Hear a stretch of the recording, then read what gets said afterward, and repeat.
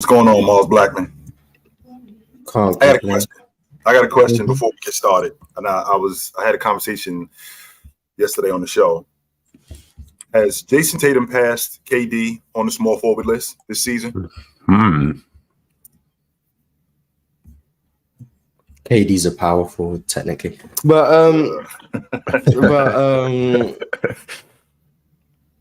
has he passed him already, or is he going to pass him this season? Going into this season, if we're going into this season, has he already passed him, or will he pass him at the end of this season?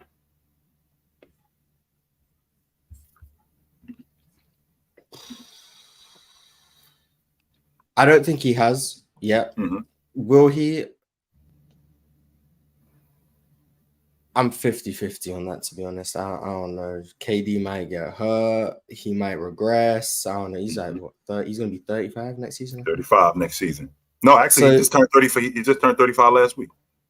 Well, happy belated. But, yeah, I'm 50-50 on if Tatum will surpass him this next season. But as of right now, if you ask me who I think is better, I'd say KD. So what has KD done at this point, considering what we've seen over the last 3-4 years, to keep him ahead of Jason Tatum? I think he's an overall better offensive player than Jason Tatum is. I think he scores better. I think he passes better. I think he plays without the ball better. I think he shoots better. I think Jason Tatum's a better defender. I think he's a better rebounder. I think KD's still a better interior defender than Jason Tatum. But I think overall defense, I think Jason Tatum's still better at this point.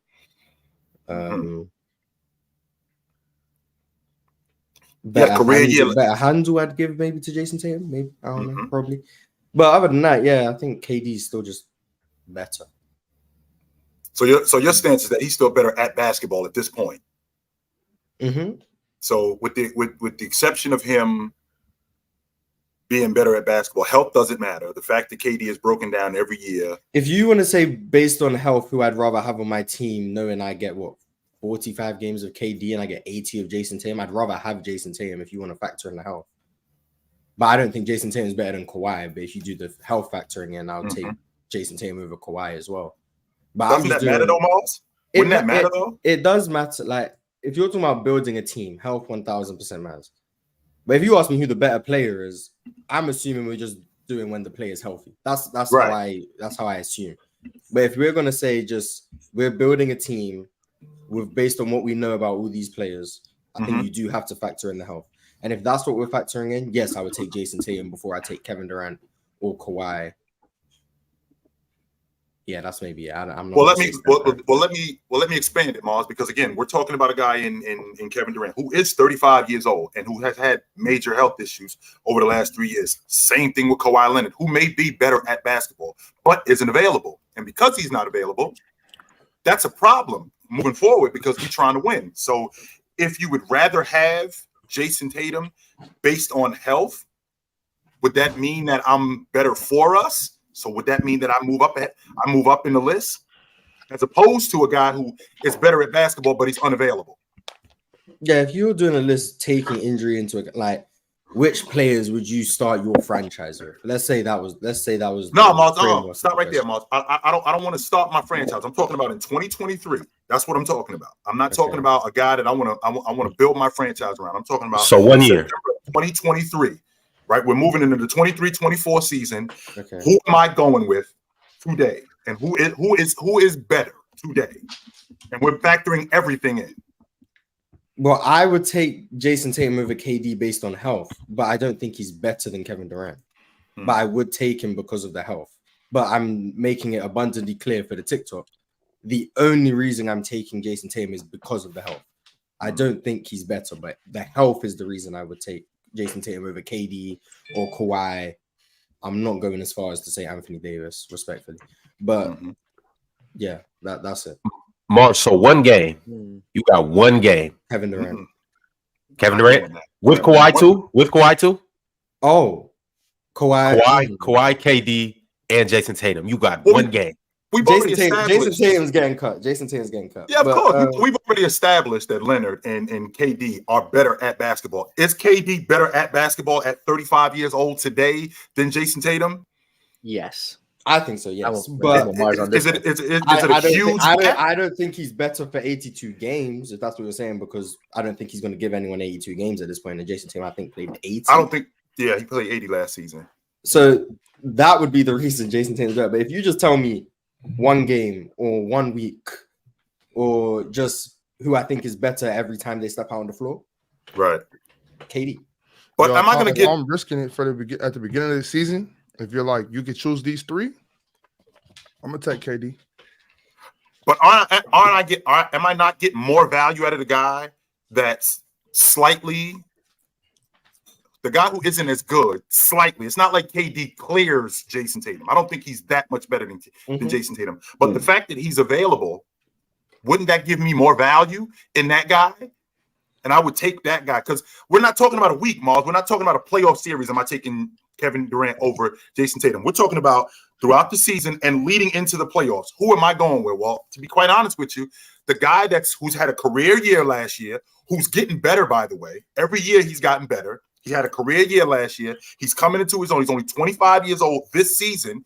KD, who's had a history of breaking down, and I think over the last 3 years, he's averaged 47 games. KD has 47 or 53, one of those 2 games. One of those 2. He's averaged that. And I'm going to take him for a week opposed to a guy who is getting better every year, significantly younger, and the gap isn't that far. In fact, it's pretty close. A week is still not long enough. A week, it's unquestionably Kevin Durant for me. No, wait. A week, it's Kawhi Leonard. It's just a week. It's Kawhi. Now, we get to a month. I'm like, come on, Kawhi. I'm still gonna eat that. Like a month and under, I'm going with Kawhi. A month and over, I'm going with KD. Maybe next season, right. That it might be. That's where it might be like, okay, KD, you're at that point now. It's now y'all out the way. It's Jason Tatum. But as of now, I'll take the risk for the season with Kevin Durant. Yeah, I got to take KD. I want to hear from everybody.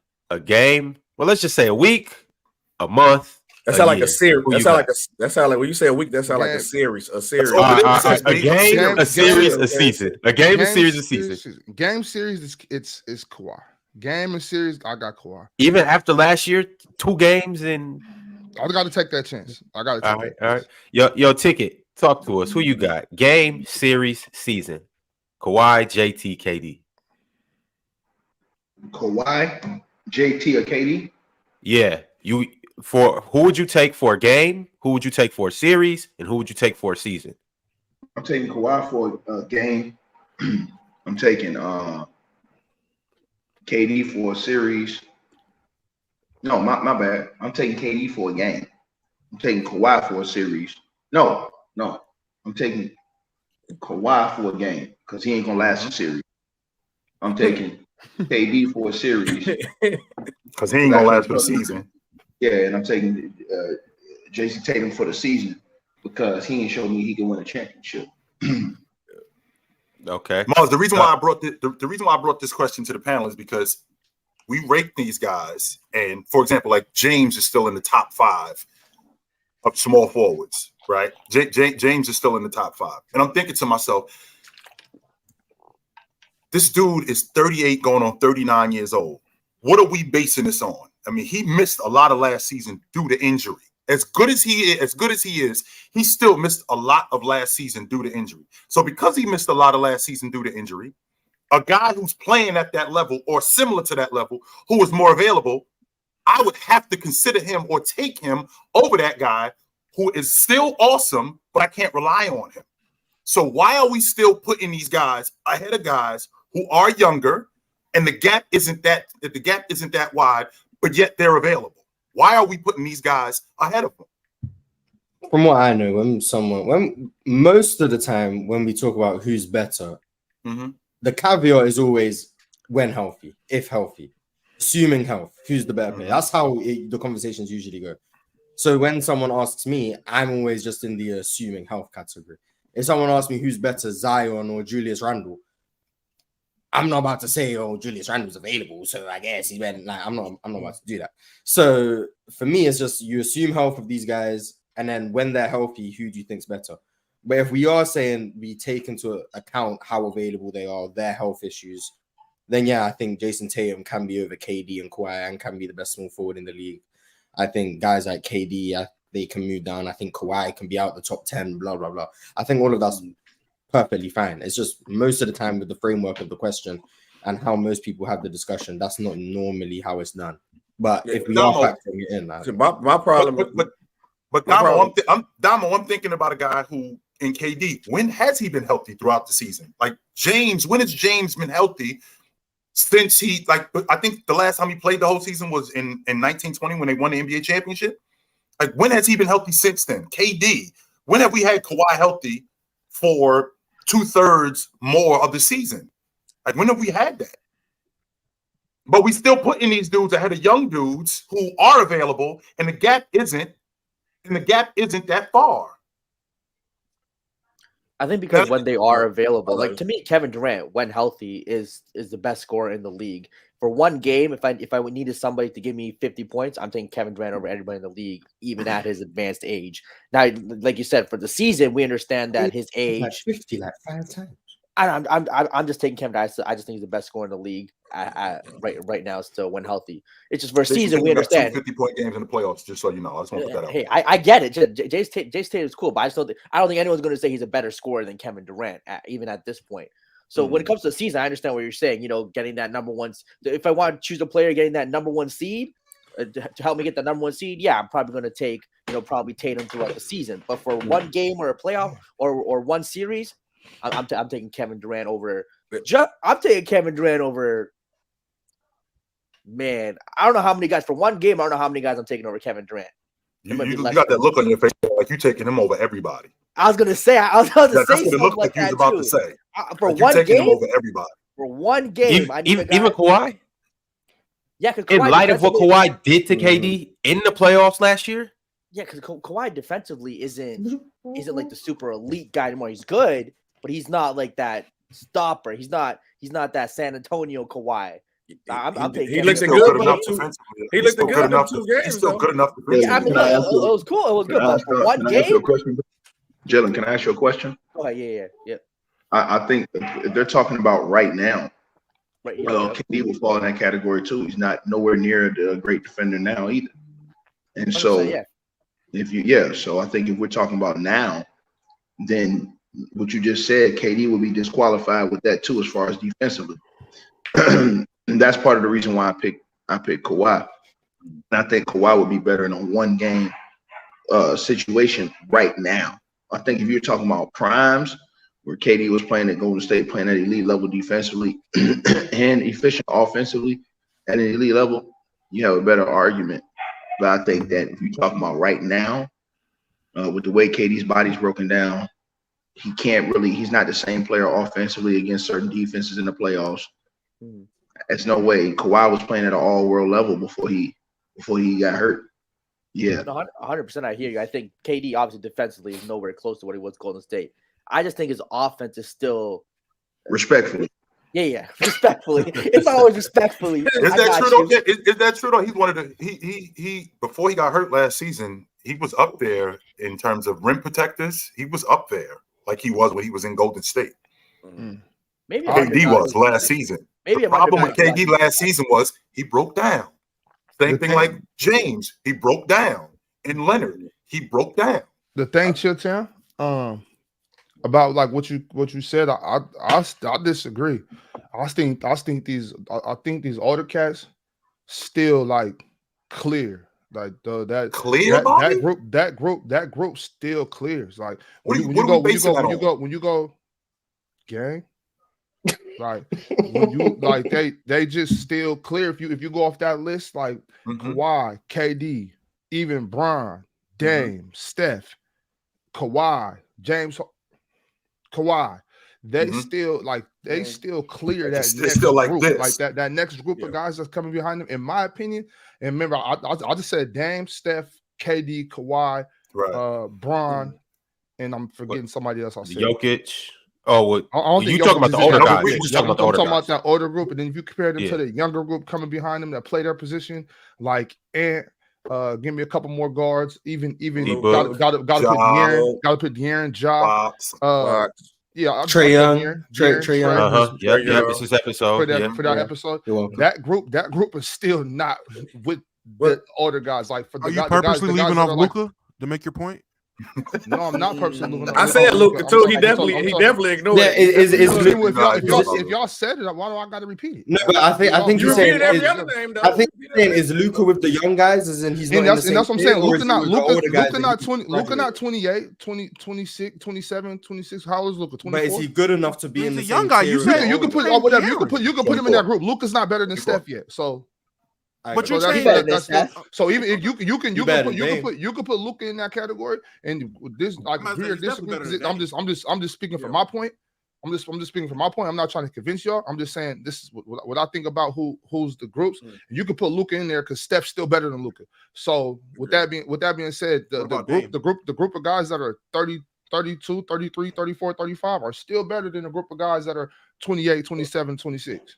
But hold on, but the problem that I think how we talk about like players being better, because like obviously I think y'all just go off skill set names. I think we should add like production, availability, and impact on winning because a lot of y'all don't care about impact on winning. Well, Luka wasn't even in the playoffs, so but Luka would like a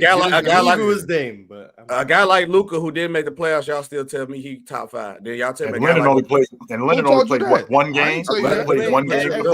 I'm telling you that he top 3. I think everyone here cares about value on winning. I think the issue is you're equating value on winning to the impact on winning. Yeah, impact on winning doesn't mean that if you're more impactful, your team actually wins the game.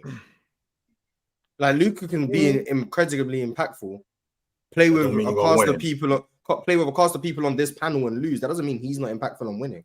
But Dallas just wasn't a very good team. No, their defense wasn't very good, and he contributed to that. So he doesn't help. But what he's bringing to the floor is still bringing more value over the course of individual games than damn near everyone in the league. Now, is it more than the top 5? Maybe not. You might say, oh, Joel Embiid brings more value. Oh, Jokic brings more value. Giannis brings more value. Steph brings more value. Cool. I don't think many people are going to argue whether he might be 6, he might be 5, whatever. Cool. But to say, oh, well, his team didn't make the playoffs, so his impact on winning isn't that high. Like, Steph didn't make the playoffs in 2021. If you try and tell me his impact on winning wasn't that high, you led the league in scoring that year. I think you are a low IQ individual. No, I didn't say that. Maybe it was Clay's impact on winning. Okay, buddy. No. I seen somebody in the chat say Luka is a loser with a loser mentality. Can you just verify with me? Like, just confirm. If Luka is a loser with a loser mentality, which I can concede, doesn't that make Dame a loser with a loser mentality as well? Because you already made that clear. Are we going to talk about what Dame said in like the last 2 days? We're going to talk about that at all? Absolutely, we got to get into that, Mars. Hell yeah, we got to get into that. Yeah, what did he say, Mars? I'm just asking the fact that he's the best point guard in the game. He said he's the best point guard in the league. He said he will. Let's go through them slowly. Damian Lillard, the best point guard in the league. How do we feel about this? Wait. What else do you expect him to say though? Did he say that like today over the past 5 years? Or what was it? No, a couple of someone said, "Are you the best point guard?" I think it was, "Are you better than Steph Curry?" And he said, "I think I'm the best player every time I step on the floor." So, okay, he said it that way. And then he said, "So you're the best." And then the person said, "So you're the best point guard in the league?" And he said, "Yes." But then he also said the bubble was the hardest championship. We covered that a little bit. Whatever. And then he said he'd never join Golden State because based on everything they've done, it's not right for him. And then you got Steph Curry, who is after LeBron the second greatest player of this generation, but you still think you're better than him. Weird, but I digress. But so he wouldn't join that situation. And then someone said, so you wouldn't do what KD did. And he said, I've said this all the time. KD, one of the all-time greats. But if I was in his position, I wouldn't have done the same thing, which is perfectly fine. But then here you are requesting a trade out of your contract to join a team that was just in the finals and saying you won't play for anyone else. Kind of weird to me once again. But we gotta stop taking that interview so serious. Like, it's just weird to me that he seems to be contradicting himself. But I'm saying he's not contradicting himself though. Very contradictory to me. If he views what KD did as KD going to a very great organization with the second greatest player of a generation, if that's how he's viewing it, then he's not doing that. That's not what he's doing. Well, he's called Steph the second greatest generation after everything. But I'm saying, if you're gonna change what he's doing to something else to fit your narrative, then I mean, I guess he's being hypocrite. With all due respect, well, yeah, I think going from Kevin Durant free agency decision to join Golden State, you wouldn't do it. But then you're perfectly fine asking out of a contract that you signed that you still have years on to say, I'm only going to the team that was just in the finals. And if you trade me anywhere else, I'm going to ask for a trade out of there to get to the team I want to go to. I'm sorry. I view that as contradictory. That's weird to me personally. If that's me bending the narrative, because you are saying I will go nowhere else other than the team that was just in the finals 2 times in the last 4 years, and I will not play anywhere else, and say you're this person who won't run from the guys, and you believe that you are this guy who's going to be this impactful on winning, but you're only going to one situation and you won't go anywhere else. And you're not even a free agent to do it, which is the biggest part to me that I'm like, okay, there's clearly something going on here. Like, you can't be, oh yeah, you know what, KD, I wouldn't do what you did, but what I will do is not actually play through my contract, be clearly someone who will not go anywhere else but this one team I'm asking for, and this one team just so happens to be the team that's been the most successful.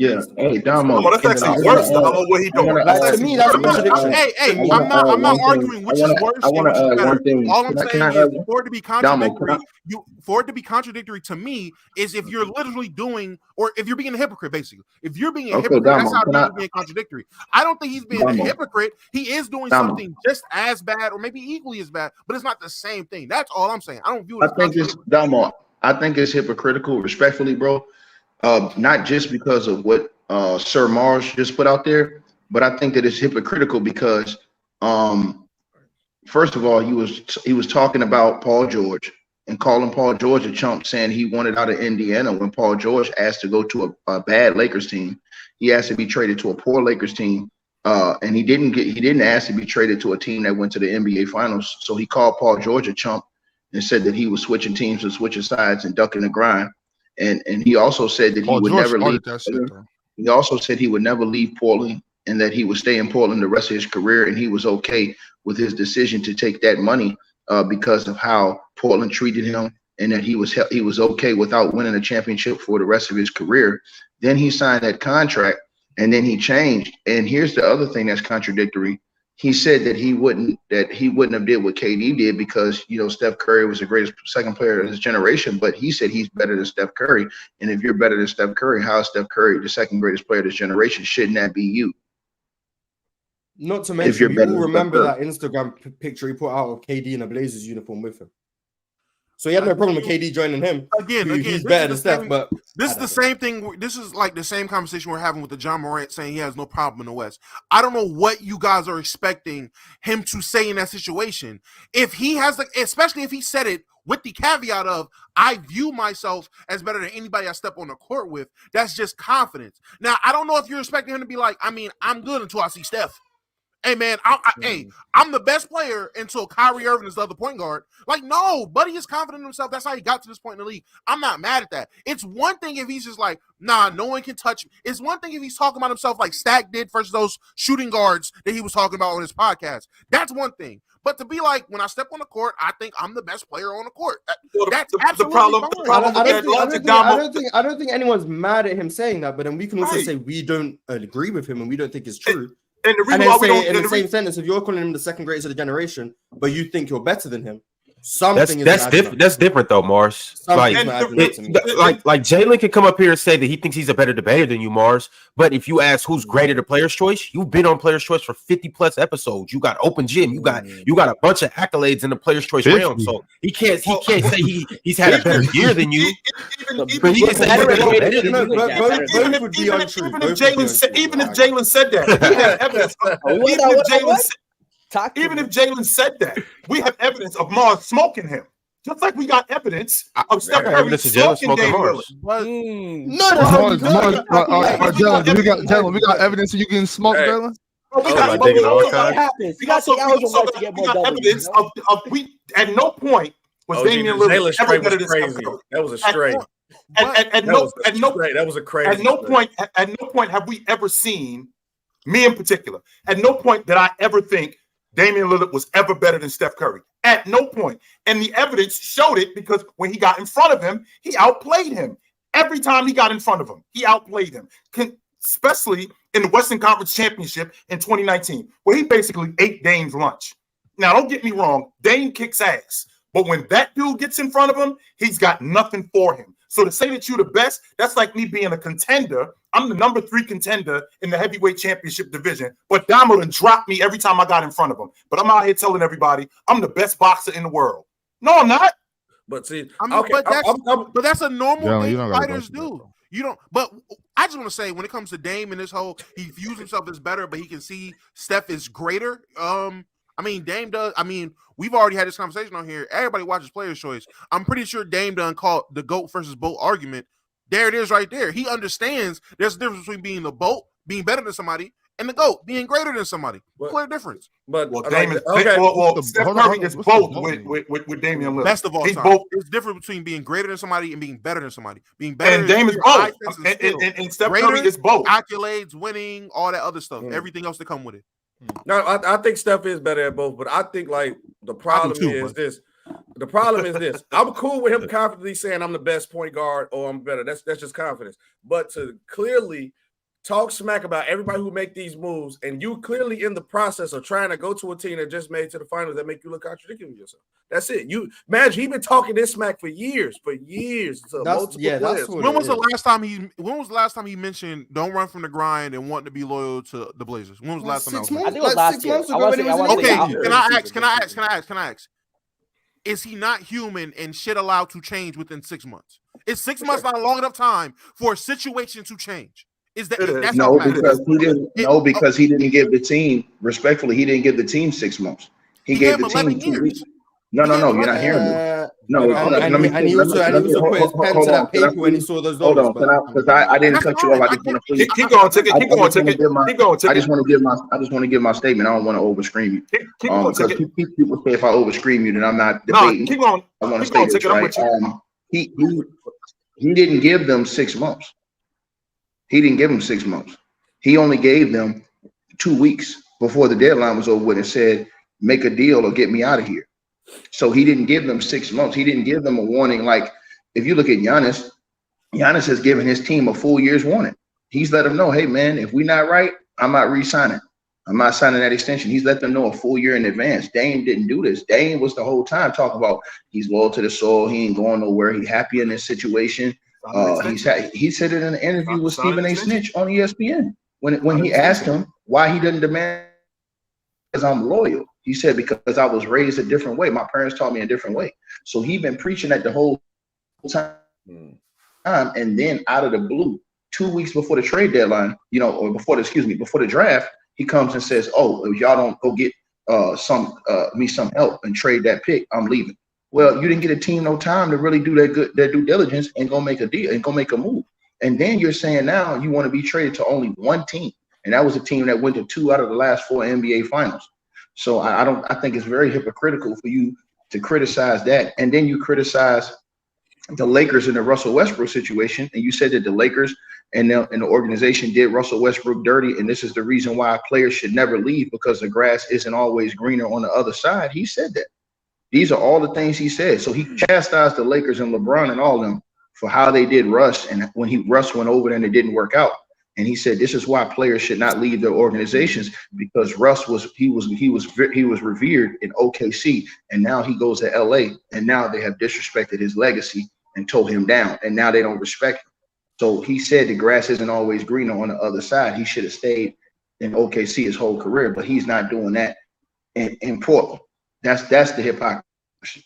That absolutely fine. Listen, I am all okay with giving him that level of criticism. If that's what he said, cool. My issue is I still don't see it as being unfair, unjust, him being a hypocrite, anything like that.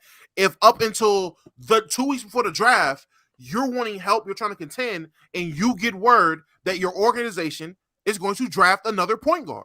They're going to draft a point guard with the number 3 pick. Instead of getting you assets, instead of getting you help, they're going to get you a guy that you're going to mentor and tutor that's basically going to take your job. Because you're not both. This is not about to be the new CJ McCollum. That's not what this is about to be. He's basically about to take your job when they're done with you after this contract. And that's what they want you here for. They're going to try to Gilbert Arenas you. That's how I'm seeing it. Now, I can even say, I'll concede to this point. Dame is definitely wrong for sitting there saying, "Oh, I'm loyal to the soil. There's no reason I would leave Portland," and it made Portland comfortable enough to be like, "Oh, well, if he ain't gonna leave, let's start rebuilding with him here." I'll give him criticism for that. I'll say he's wrong for that. Damo, he signed an extension, Damo. He signed a 2-year extension. And Damo, he said Scoot wasn't the reason why he wanted to leave, too. He literally said that the same thing. Would y'all please stop listening to these interviews? I'm tired of hearing about what somebody said to a reporter. I just care about what was done. That's even worse. So you gonna listen to what somebody say when they sit there with Cameron and Mace? Yes, he said on the podcast. All right, well, see, that's what I'm saying. That's what we get it all wrong. Agree. Yeah, they do. Yeah, they do. But to Damo's point, though, it's like, why would I sit around? Why would I sit around to be a professor? I'm not spending the last 3-4 years of my career playing babysitter to school. I'm not finna sit around here while they draft the point guard and I'm supposed to practice with him and make him better for your organization. Get me some help or get me up out of here. That's simple. That just makes sense to me. I'm not gonna sit around and teach a toddler. I'm with you. I don't think him asking out is the hypocrite. Sorry, SB, go ahead. No, I'm gonna use one of OG analogies, right? It's like when you had this girl that you rocking with, but every time I see you, like, yeah, bro, I gonna cut for shorty out here like that. She one of those. I say, all right, cool, bro. Then the next time I come in your crib, you and him making s'mores with slippers on with the girl watching soap opera shows. I'm gonna look at you crazy. Come on, bro. You look like a hypocrite. If that situation, LJ have to steal one of your. If that situation makes Dame a hypocrite, we can agree to disagree, or I'll concede the point if that's what's making him a hypocrite. I'm not agreeing to disagree nothing, but that's a bad move for Dame. Get up out of there. It is, Ox. And I'm the biggest Dame hater. Stick around. Listen, I feel you, and I'm the biggest Dame hater. I've been calling him a loser for 5 years. I think Buddy's overrated. I don't know how much more I have to put out there of negative energy for people to realize I'm not a Dame guy. But now I'm being told, get off my knees for Dame. So at that point, I'm agreeing to disagree because you're not about to make it seem like I'm a Dame defender. I think the nigga's overrated. So this is definitely not me trying to coddle for Dame. It's just in a situation where a guy spent his whole career somewhere, and we're saying, oh, but up until 2 weeks before the draft is where he changed. That makes him a hypocrite. No, situations change. He's human. Stuff changes. And we're in a player empowerment era. If Buddy is in a situation where they're not optimizing him to the best of his abilities, they're trading away everybody around him that he came up with and trying to be competitive with, then guess what, bro? I see no problem with him being like, get me out of here. Now, is he being a little diva-ish? Is he being a little diva-ish with how he's going about it, Miami? Yes. I'm not going to say he's not. Yes. Does that make him like Damo? At very little, at the very little. But I think he's being a diva about it. Yes. Am I going to say he's being like Kevin Durant? Hell no, because I view what Kevin Durant did a bit differently. I think the issue what Kevin Durant did wasn't him leaving. It wasn't even him going to a team that was in the finals. It was him going to the team that was perceived to be the best team in the NBA that just beat him. That's always been an issue, but everyone flips it around to other shit when we're having that conversation for whatever reason. Damo, I want to ask you a question. You said something about his team and the direction of the team. And what I wanted to point out to you is this. Shouldn't we blame that more so on him because he's been the one that's been hurt? He was the one that missed 60 games that hurt the season last year. Remember, when he was playing, they were second place in the West before he got hurt. When he got hurt, he missed 60 games last year, and that was the season. So that was the reason why they went and got a high pick this year. Wasn't because they wasn't competing or they weren't playing well. They were actually second place in the West last year until he got the injury and he missed 60 games. And then if you go look at his resume, every other year they've pretty much been in contention in the West that he played the majority of the games. They pretty much been in contention. The truth is that Damian Lillard, I disagree with you on one point. You can't cry and complain about your situation when it's your fault that your team hasn't been coming up big and you've been coming up small in the biggest moments. You played against the Golden State Warriors and Steph Curry missed most of that series and Klay Thompson still smoked you by himself with Draymond Green. And you had CJ and the rest of those guys were balling. You didn't get it done. Then you had the series where you couldn't close out against Jokic and, the Denver Nuggets, and Jamal Murray didn't even play that series and you still couldn't win that series. Then you had the series where you were favored to win the series against the New Orleans Pelicans, and Drew Holiday put you in a lock and key and threw you away. And that was your fault you lost that series. Then you played in another series against the Golden State Warriors without KD, and you were up 18 to 16 points going into almost every fourth quarter of that series, and you got walked down and stretched out every single game in that series. You lost every lead in that series and lost every game of that series against Steph Curry. So all these situations are his fault. And then in the bubble, the year that they were going to see the Lakers, he got hurt again in the bubble, and Carmelo ended up having to finish out that series and play in that game. He had like 27 that closeout game. Dame couldn't even finish. So my whole thing is this: like, most of Dame's faults on that team have been his own, not showing up in the big moments in the playoffs. Even from when LaMarcus Aldridge was there, he wasn't showing up and doing what he was supposed to do in those playoff series, to when after LaMarcus left and in series they were favored in, series that other teams were hurt and didn't have their best players. He says he's better than Steph Curry. Steph Curry's out most of the series, and Klay Thompson averages over 30 on you and smokes you. This is all on him. So, and then, like I said, with his injury last year, they were headed to be a very good team last year. They were second in the West. He misses almost 60 games. That loses. Anytime you miss your best player, most of the teams, they're going to lose a majority of those games. So for us to sit here and say, hey, Portland wasn't doing this, this guy has a great right to leave. No, a lot of times we have to blame these stars for not stepping up and being the best that they can be in certain situations. And I think that applies to Dame Dollar. I think Dame was the best he could be in the situation. This is why I'm blaming the Blazers, because if you're Robin in an organization that's constantly trying to make you Batman, you want to know whose fault that is, that you're not being Batman now? The organization. If that man is a number 2 and he peaks and he looks like a great number 2, but you're trying to make this number 2 a number 1, and you're trying to win with this guy being a number 1, and you're putting a bunch of 3s and 4s around him to be your number 1, and you're losing, you want to know whose fault that is? That is your fault as the organization for not realizing this guy himself is not great enough, it's not good enough to be the number 1 and you actually win. That's why it's the organization's fault. I'm not going to blame Dame for not being someone he's never going to be or never was. Dame has never been an actual number 1. He put up number 1 numbers because he was in a situation where he had to be number 1, so somebody got to score the damn ball. We just had an episode about the Wizards where we're talking about Jordan Poole's numbers. Jordan Poole on any contending team is not giving you 28, but you put him in a situation where the ball's going to be in his hands, he gets all the shots, he's going to give you 28. Efficient, inefficient, don't matter. He's going to put up numbers like that, but he's not that guy. So I still blame the Blazers for not putting an optimal team around him. That's all I'm saying. I do agree. Didn't he run away? Hold on, Ticket. Listen to me first, because you're not listening. You're waiting to talk. I agree with you. Hold on.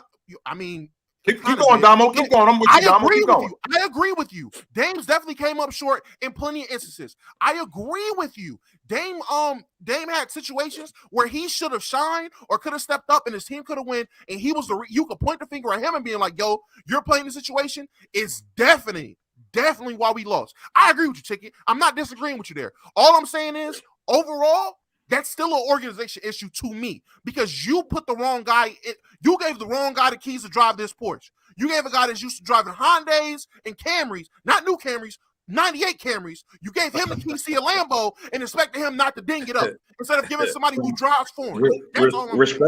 Respectfully, to answer your question real quick, they didn't. They had a number 1, and Dame ran the number 1 off. The number 1 was LaMarcus Aldridge, and Dame, with his style, ran the number 1 off. So how many number 1s will want to play with a guy who plays like that, who would jack up shots like that? And he was one of those guys that was doing it, and LaMarcus didn't like that style of play. That's why he left and went to the Spurs, because he wanted to play a different style of basketball. So when LaMarcus Aldridge was there, he was the number 1. Dame was the number 2, but Dame thought he was the number 1 and ran off the true number 1 in LaMarcus Aldridge. And then, like I said, he going to Miami. He's even stated that if he goes to Miami, he looks at himself as the number 1 going to Miami. And so I don't understand why so many people would think that if he goes to Miami, something is different, because I don't see what the different result would be from him going to Miami. Was he the number 1? Was the number 1? Was he the number 1, Ticket? And not only was he the number 1, Dame ran him off. I don't know if Dame ran him off more than San Antonio told him that they were basically going to build that offense around him. I don't think he ran him off, Ticket. I think you're wrong on that. No, that's not. You got to remember what happened. That's not true.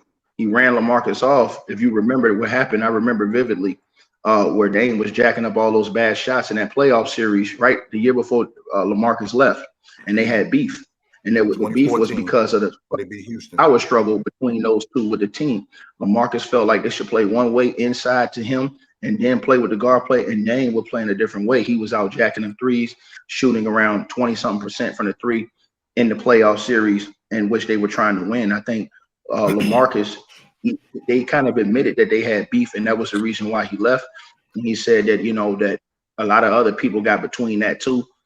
And, early on when they was over there. But that was one of the main reasons why LaMarcus always left, was because of Dame's style of play and how he was playing. Not a lot of guys that are bigs can play with guys like that.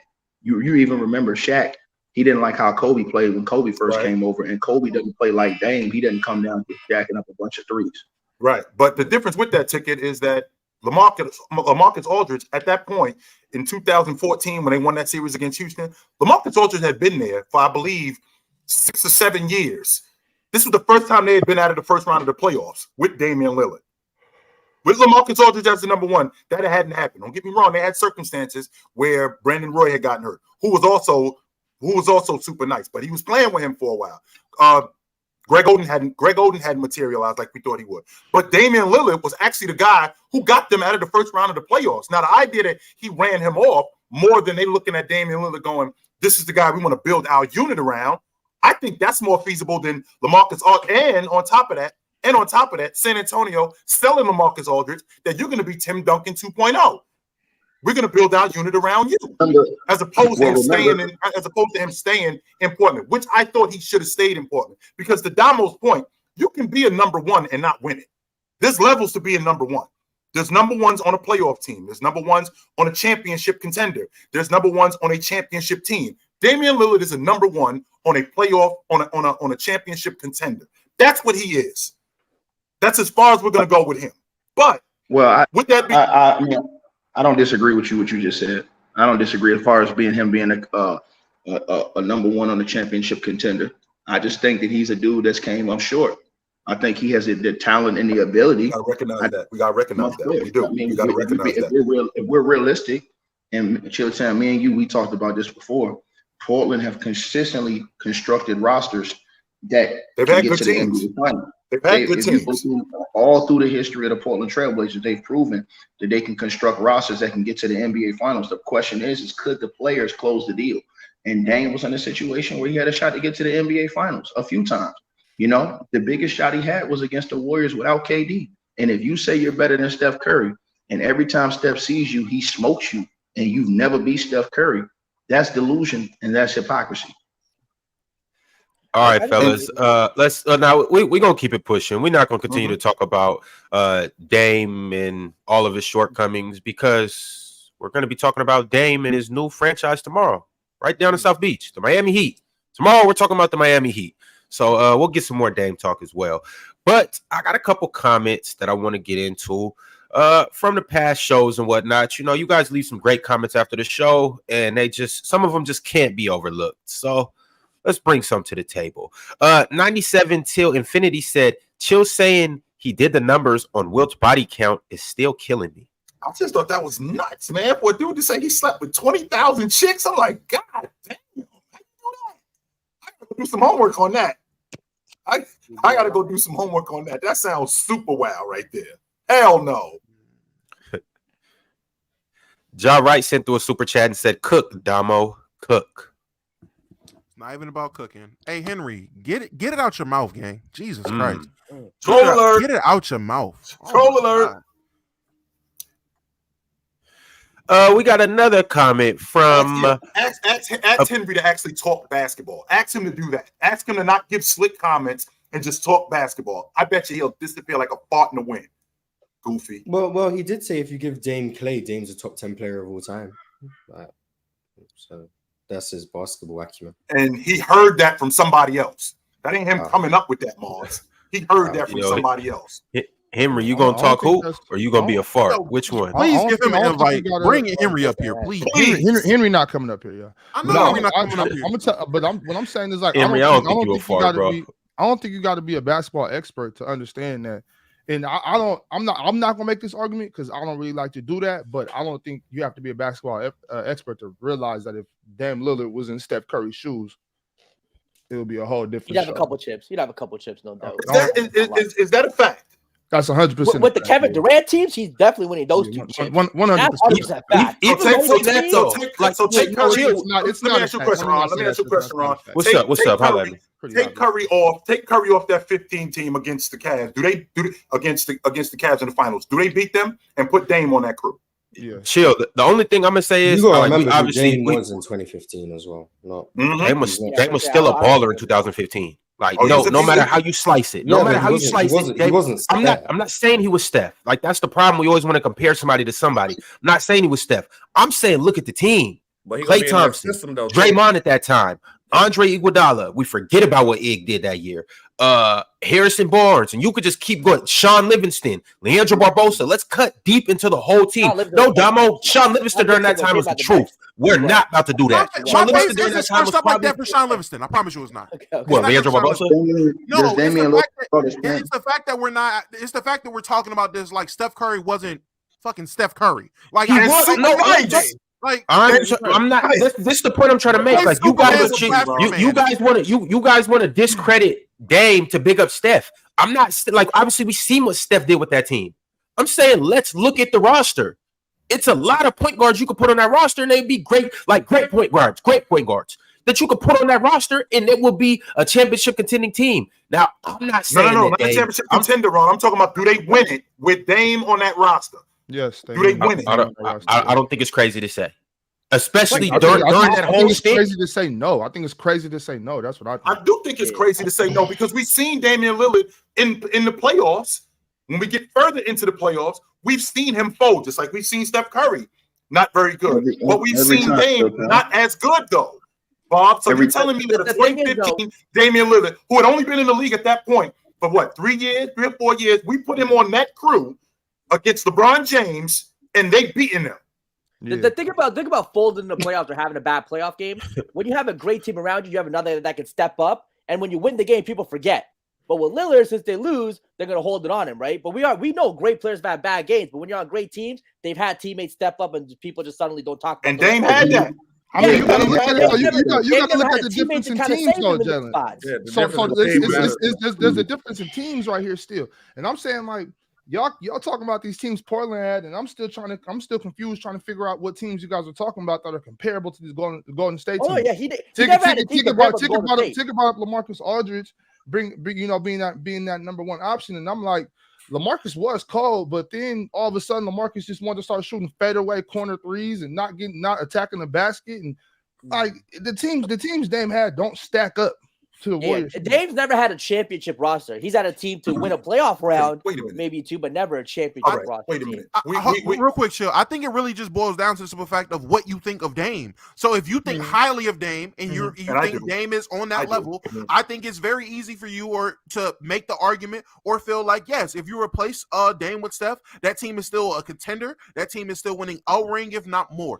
If you don't think Dame is that guy or don't think Dame is on that level, right, you're gonna say no. If you switch Steph Curry for Dame, it is a drop off that is obvious enough or big enough for it not to be the same type of situation or them to follow the same timeline. That's really does Steph win a ring on the Portland team? Don't win nothing either. Yeah, does Steph win anything with the Portland team? No. So even though he's a top 10 player all time, I got you. So I'm saying he doesn't win anything. That's fair, 100%. I don't think so too. He's not even top 10.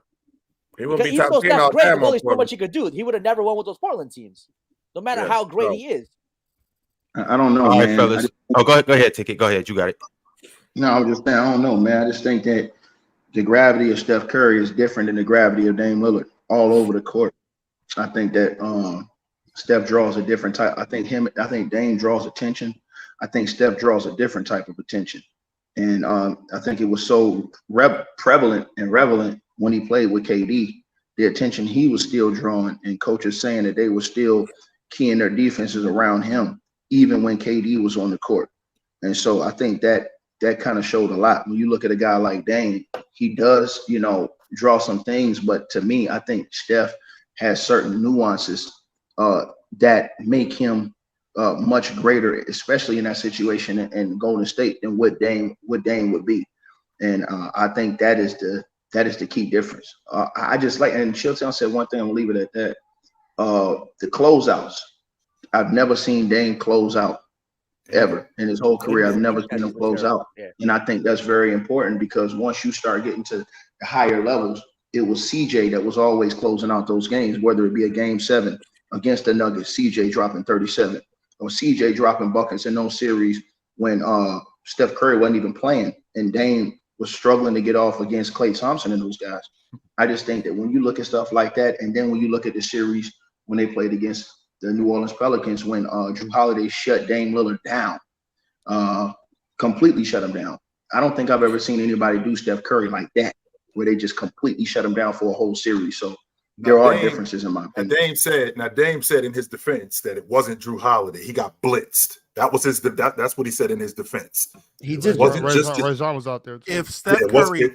If Steph Curry turns CJ McCollum and Thomas Robinson into Klay and Draymond, he is the greatest player I've ever seen in my life. If the gravity of Steph Curry is enough to turn CJ into what we perceive Klay and Thomas Robinson into what we perceive Draymond, he is the greatest player to have ever graced the basketball court. I don't think. Shoot, you put LeBron on this Portland. You believe he can do that? Okay, Jalen, that was unnecessary glaze. That was unnecessary glaze. Yeah, that was. But I will say Dame has 2 playoff series winning buzzer beaters. So not one, 2 of them. I think he's closed before, but I will say outside the first round, I agree. Outside. Now remember, that's what I was talking about, Mars. I'm not saying that he hasn't. I'm talking about when the bets get higher. And we get closer. We just those series. We at the $100 blackjack table. We move into the $10,000. We move into the $25,000 blackjack table. And now when we get there, I mean, he's coming up with 11 and he's coming up with 14. Not hitting blackjack, not one time. Now in the New Orleans series, not the New Orleans series. I'm sorry, in the Denver series. Well, we don't get the game 7 without Dame in game 6 going for 40. We don't get the game 7. So I can get with that. But with that being said, we've seen him more times when the bets get higher. We've seen him more times than not come through. And some would say it's because when teams can focus all their attention on you and you have questionable pieces, it would be easier. I just think I don't like these hypotheticals. Oh, what if Steph was in Portland and Dame was in Golden State? Because 2015, the Warriors didn't play very well in the finals. Like Klay Thompson, big name, cool. Didn't play well in the finals. Draymond Green, big name, was terrible offensively in the finals. Harrison Barnes did Harrison Barnes things. Cool. Iguodala played fantastic. Great. Damian Lillard wasn't close to as good as Steph was in 2015. The Golden State supporting cast didn't play very well in the finals. I don't know. And Dame is a worse defender than Steph at that point as well. But I don't think it's just, well, the Cavs were hurt, so Dame can win that series. I don't think so. And in 2016, I don't think they beat OKC. So then does KD even join them for them to be in 2017 and in 2018? No, he doesn't. I don't think so. But that's why I don't care about these hypotheticals, because we can't be like, well, if Dame had the KD Warriors, but then say, well, if they don't beat OKC, does KD even join the team? And then why do they beat OKC with 2016 Dame versus 2016 Curry? I don't know. That's why I don't care about these hypotheticals. But if I were to do it, I don't even think KD joins the team in the first place. So I think he would be ringless. But Mars, the reason why I brought up taking Steph off that unit and putting Dame on that unit is because people talk all the time about how similar those two are in terms of their game, which I don't agree with. But if you're going to tell me that they're similar, then that means that if you took him off the crew, because this crew is built around Steph Curry's skill set, right? Steph Curry's skill set and him playing off the basketball and the ball moving. Well, if you take him off that crew and put Damian Lillard on that crew, who is more ball dominant? Not only is he more ball dominant, he takes a lot of shots and he's less efficient than Steph Curry. With that being said, like I just mentioned, we get later on in the rounds where he sort of withers away, where he's not as good as he was in the first round. He's not as good as he was in the second round. So if I'm taking Steph Curry, who people are comparing him and Dame Lillard to, if I'm taking Steph Curry off that 2015 unit and I'm putting Damian Lillard on that 2015 unit, are they beating the Cleveland Cavaliers? I don't think so. But see, I think the reason why people say they're similar, because I think it's situational where Dame became kind of more ball dominant. I think if he goes to with the Warriors with Steve Kerr early in his career, he add that to his game, I think he would be able to run off the ball and don't be as ball dominant because he's in a better situation with better teammates. And also Steve Kerr would put him in better positions to score instead of like when he was with Portland, where he was jacking up a lot of bad shots, being more ball dominant because he had to create his own shot. So I think he will be a better. Now, will he win as much as Steph did? I don't know. But will Dame become a better player? I think he would be a better player if he went to the Warriors. People do say you think what Steph does is easy? Do you think what Steph does is easy? No, but you can't deny the fact that Steve Kerr helped him take his game to another level, though. Steve Kerr gave him the system that allowed his off-ball game to thrive. Yes. But not anyone can. Not anyone can move. He still got to execute. Yeah, no, he still got to execute. That's what I'm saying. That's why I said no one in NBA history has shown the ability to move off the ball like Steph. I don't think we can just say, well, put them in this system. They might be able to move that well. No. I just said Dame will be a better player because he added to his system. But like I said, that I don't believe he will win as much as Steph did with the Warriors. So that's why I'm acknowledging the fact that I don't think he would do it better than Steph Curry. I'm just saying Dame will be better as a player if he was in the system. He'd be better than himself. Sure. Yes, that's what I'm saying. Yes, but better than Curry? No, that's putting a lot on it. No. All right, fellas, let's keep it lit. I got a couple more comments. I'm gonna go ahead and throw them up on the screen. Observer Desk 9768 said, "We need the old ticket back, like when Vince wanted the old Stone Cold to come back." Is that a wrestling reference? Y'all the ones who ran them off. Don't say y'all need the old ticket back when y'all the ones who ran them off. This is all your fault, just so you guys know. Y'all the ones in the comments complaining, ticket talk too much, ticket interrupt people, ticket loud, ticket language. Y'all the ones who did that, just so y'all know. Hey, they say you corporate Stone Cold. Now it's crazy. I get the reference. I'm a wrestling head. I got the reference. That's funny. W fake sport. I personally like the new ticket, not more than the old ticket. It's almost like comparing the old Jordan or the young Jordan to the old Jordan. I don't know which one you guys like, chat. You guys like the old ticket or the new ticket? Let us know in the comments. Young Jordan clears with us. Y'all turn Murder Mason to y'all turn Murder Mason to Pastor Mason, man. Y'all turn ticket to Pastor Ticket, man. 88 Jordan was smoked. 2001 Jordan. Yeah, I'm not gonna lie. I don't think it's close, but that's just me. I mean, I was talking more like 98 Jordan, but if you think the ticket now is comparable to the Wizards, I'm not so are you saying that, Mars? Are you saying right now ticket is the 2003 Jordan? I don't think ticket's Jordan. Okay. Sure enough.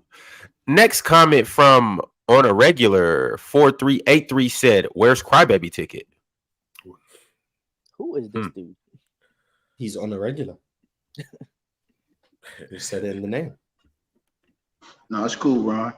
They just said I couldn't win no debates because all I did was scream. That's the only reason why I won debates. So I just prove it. You have to be able to switch up your game. You got to be versatile. So I prove what I can do. I prove I can do it the other way too. Ticket, you only play on the box. Ticket, you can't play in the mid range. You can't play in the mid post. Ticket, you only play on the box. You ain't got nothing else in the mid range. You can't shoot in the mid post. You can't make free throws. You can only play on the box. So Ticket, after you prove you could cook everybody this way, or are you gonna go back to the old way? Nah, I'm gonna stay this way because they didn't respect the old way. They disrespected a legend, a great one. It's just like a woman. Once she violates you, you gotta go. The relationship ain't gonna be the same. You know what I'm saying? Once she don't respect you, those lines ain't gonna be the same no more. Yeah, switch up, change up. Yeah. Chat, y'all heard that. See what y'all did. Y'all never respect a good thing when you have it. First of all, James, I didn't turn into a grumpy villain. I'm not even a villain. That's number one. Number two, I ain't grumpy. I'm so straight. I'm not. He's chilling. Chill time. If anybody the villain, it's 100% Mars. Mars is definitely the villain. 100%. The way I be getting bullied up here is crazy, but that's fine. Cap.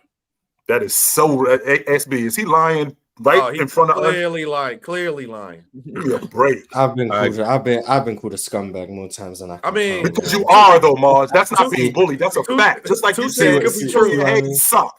Just like you said, Killian Hayes suck. That doesn't mean that Killian Hayes doesn't suck. That doesn't mean that you a hater, because it's a fact. You think he's garbage. Does that mean you bully him? And you've given us information to suggest why Killian Hayes is garbage. You told us everything that we needed to know about why Killian Hayes is arguably the worst player in the NBA. Mars, I have evidence, and I've presented it plenty of times, why you are a scumbag. We need That's not me bullying. We need to do something about the victimization of Mars right now. This is crazy. I don't deserve this. I don't. Hashtag attack Mars. Villain Mars art. I need to be protected. I agree, Mars. They up here blitzing you like they did Dame that year. It's crazy. It's terrible. He running from the ground like Dame. Moving along, Johnny Hip Hop and Hoops 9063 said Jalen just be chatting. Chatting facts, speaking facts, and you still listening, baby.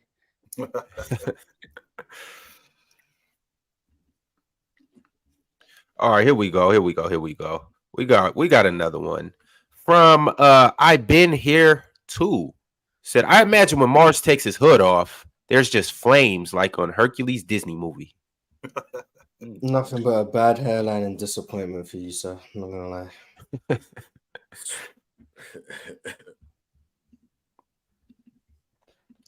We got another one from Jade the Don 5160 said, y'all got cooked 3 the calm way. That's the new one. 3 the calm way. Definitely do understand. It's 3 the respectful way. That's what it is. Yeah, the respectful way of cooking. Put that on a t-shirt. Yeah. All right, y'all. You see the title of the episode. We are going to be talking about it's going to be such a glorious episode. We'll be talking about Trae Young and the Atlanta Hawks and what they may or may not do this year.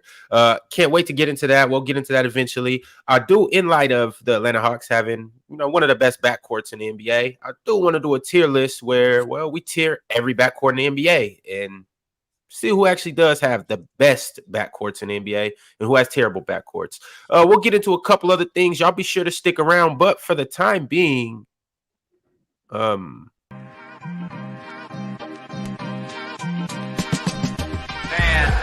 9, 8, 7, 6, 5, 4, 3, 2, 1. It's Fluent Top 10s. It's your daily dose. It's your daily dose. In the building. It's your daily dose today. You're gonna like this one. This one's for Mars. This one is for Mars because we got to get Mars a little happy because you guys have been picking on him, and I want to make him smile. So today's top 10 things my people, white people say. Here we go. Number 10, freaking like freaking hilarious. No freaking way. La di freaking da. We love that shit. We do. Y'all talk like that, Moss? No. Am I white people? Am I white people? I thought you was a brother. If we being honest, you're telling me the victimization of Mars. If we being honest, if you look at Mars, if we being honest, somebody was sneaking in the slave quarters back in the day. I only got the shit. Yo, let's cut the shit. Let's not act like Mars is bowl here. Somebody was sneaking in the slave quarters back in the day. Right now.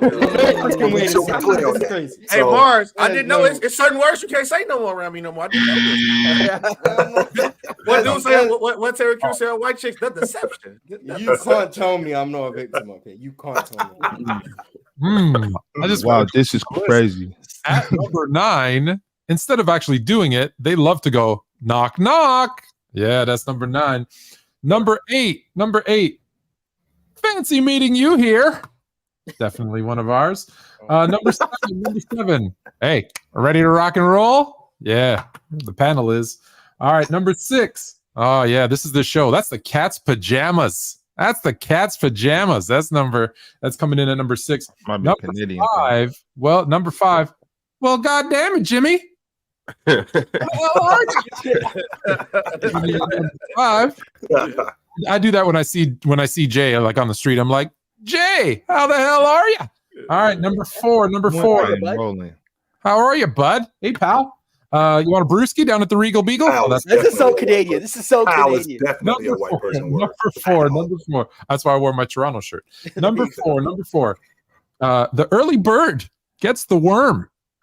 Gotta wake up early. Get those worms. The early bird gets. Wait, Fluent, are you saying that that saying is white or actually getting up early? is white. Which one are you saying, Fluent? I need to know. Being on Backcourts time. might be a white person. Backcourts might be a white person. Hey, welcome to the club. Welcome to the club. Careful, Fluent. You treading on, bad territory right now. You're on thin ice, buddy. I don't want them to take my invite to the cookout. I'm just hey, your moms. I actually adopted that phrase. Or we cooking with gas now. Oh yes, I got that phrase in my vocab. Yes. Hey, when I was living in Kansas City, my favorite saying actually was "You dumber than a box of rocks," and then it was a box of hair. I love those. But anyways, not on the list. Not on the list. Number three. This is something that I believe Mars has with the rest of you right now. I got a bone to pick with you. Don't be surprised if you hear that from Mars in about 5 minutes. This one, I've never used this one. I'm assuming this is Dub probably uses this one. I screwed the pooch on that one. Definitely screwed the pooch on that one. I don't know what the hell that one means, but that's coming in at number 2. And number one.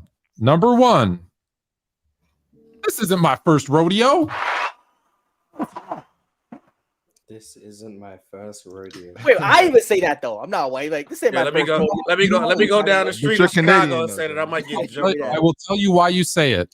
You definitely getting stomped out if you in Chicago saying my first rodeo.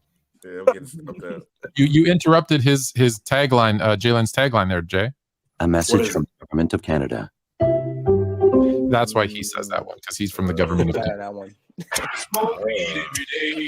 Back to the panel. Peace out. It's Fluent Top 10s Tuesday 9 p.m. Tony, leave alone. Be easy, brother. All right, Fluent. I like it. Man, the exposing of white Mars. Oh man, this is a beautiful. Mars, whole time I thought you was a brother.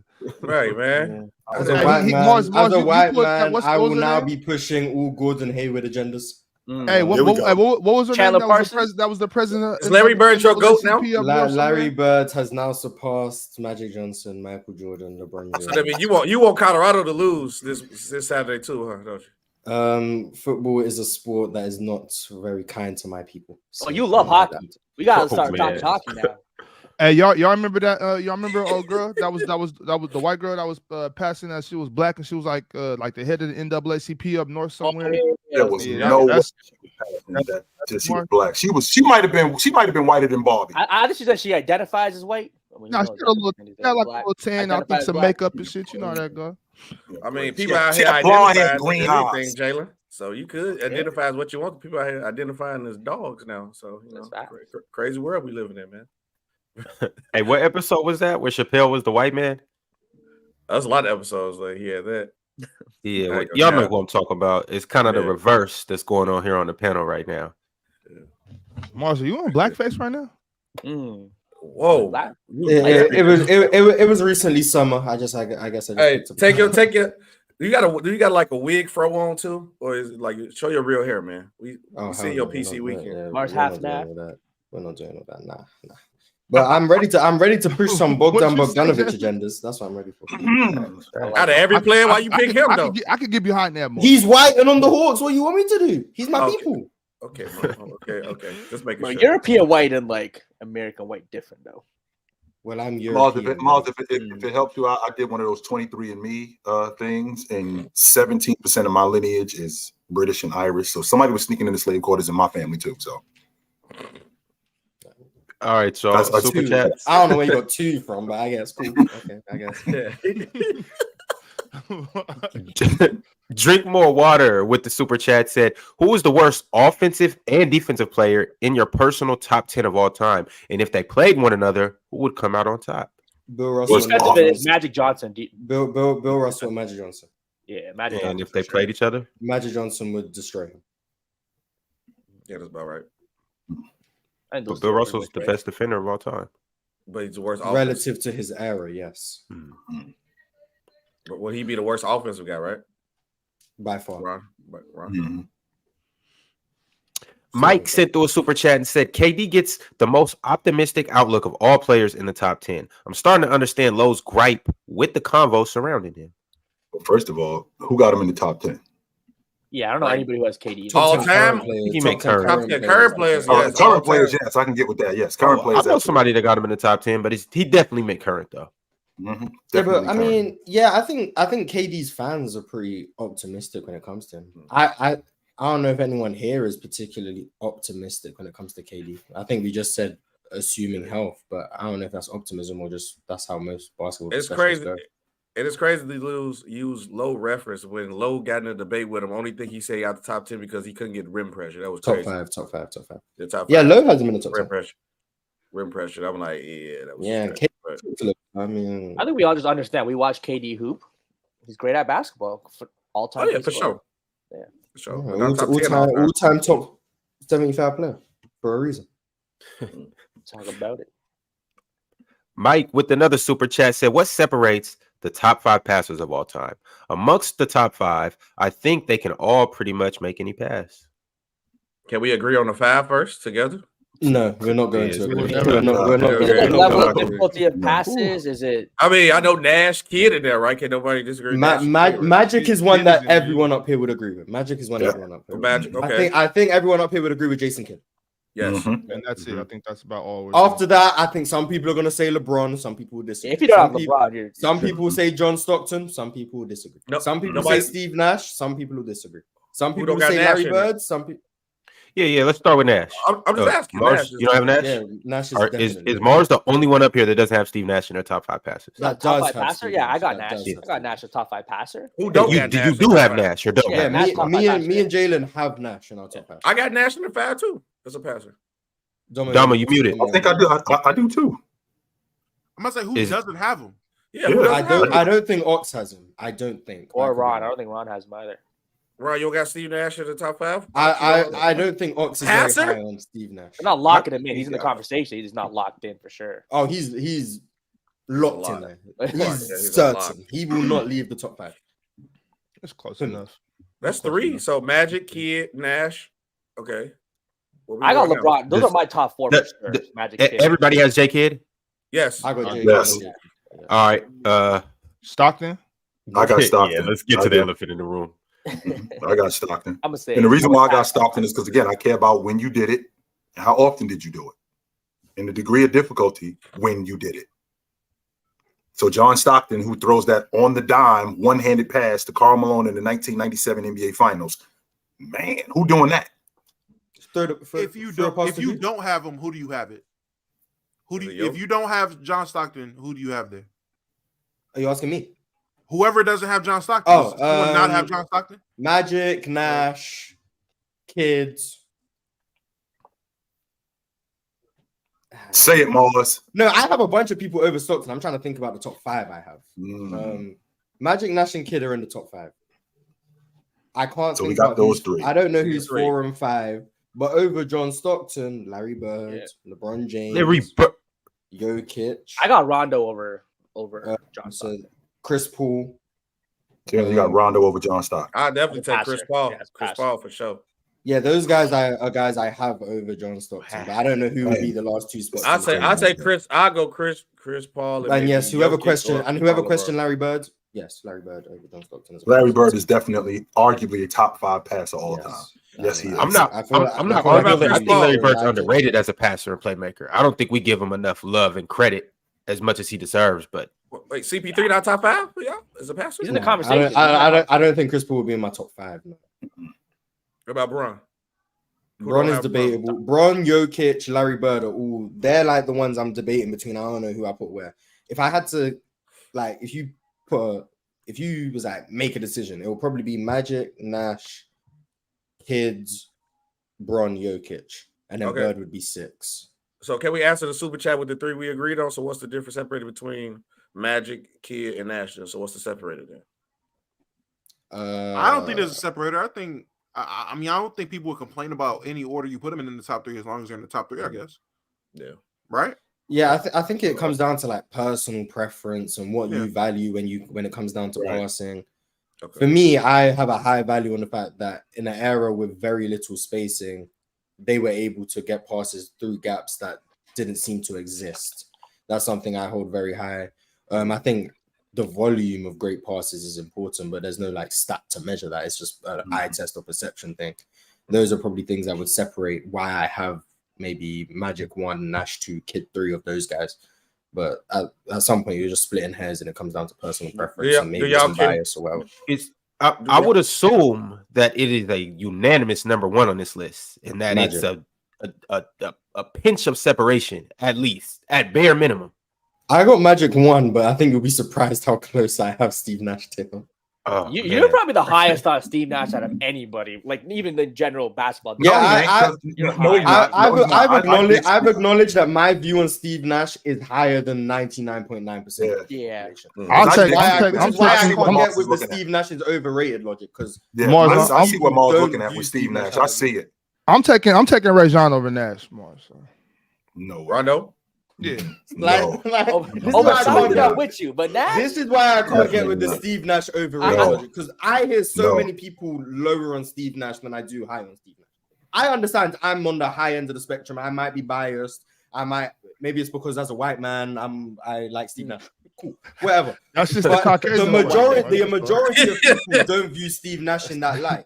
So I can't get with the Steve Nash is overrated. Like if I hear, Rondo's a better passer than Steve Nash, you can't tell me Nash is also overrated when these are the things I'm hearing about him. Me personally. Yeah, I think Rajon clears. Rondo's top. Clears him. Like when I think about clearing, I think about a guy like goes over the bar and it ain't close. Clears? Yeah, clears. How nice Steve Nash was with the pill, how he froze the defense with his ability to handle the ball, how he threaded the defense, how he threaded the needle. I mean, Steve Nash was super nice with the pill and especially passing in transition. And how he got guys open. I like Steve Nash a lot. I really do. I used to be a big, I used to be a big Nash fan. I'm just like, if we got to rank guys, I got to take that off. I'm not.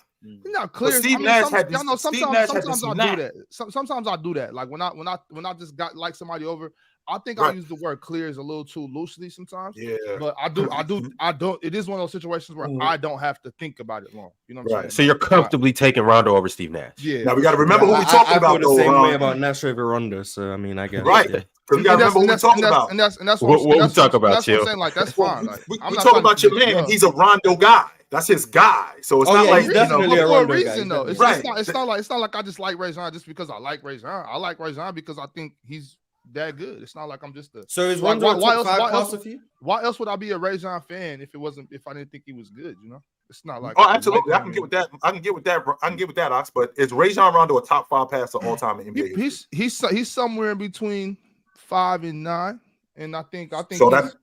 So he's arguably top 5 passer. But that means if you have, he's definitely top 10. If you're saying Rondo could be 9. I mean, Steve Nash. No, well, he's not 9. I'm just kind of leaving that gap for people. You know, people. But he's anywhere between 5 and 9. Yeah. I don't know anybody that would have Steve Nash in terms of a distributor as low as 9. Yeah, I don't have Steve Nash is probably like 7, and Rajon's like 5 or 6. Okay, so they're right there. So where's Chris Paul? Where's Chris Paul? Somewhere in that mix up too. In the 8 or 9, you know. Oh, so he's below Rondo as a passer. Bro, we've had this talk, Mars, plenty of times. I've never had this conversation with you. All right, well, I thought we did back in the old show. But yeah, bro, I got Rajon over Chris Paul and Steve Nash. Yeah. I respect the Rondo love, but No. What's the opposite of yes, Damo? What is the opposite of yes, Damo? No. Let me say it in German for you. 9. Let me say it in Spanish for you. No. He's waking up bacon every morning. Oh man. All right, let's keep it lit. Henry, like the chat calling Rondo mid is like that's out of pocket. Hey, I do got a question though. What does Rondo look like in the Mike D'Antoni offense? Those same years, we could pick any year. What do we think he looks like? Like championship. I mean, a worse scorer, but he looks like Rajon Rondo. Yeah. Right. He looks like a 12 ring. Looks like a ring to me. Yeah, the shooting would be there, but how this would be there. He's not a scorer like Nash. He wouldn't. I don't.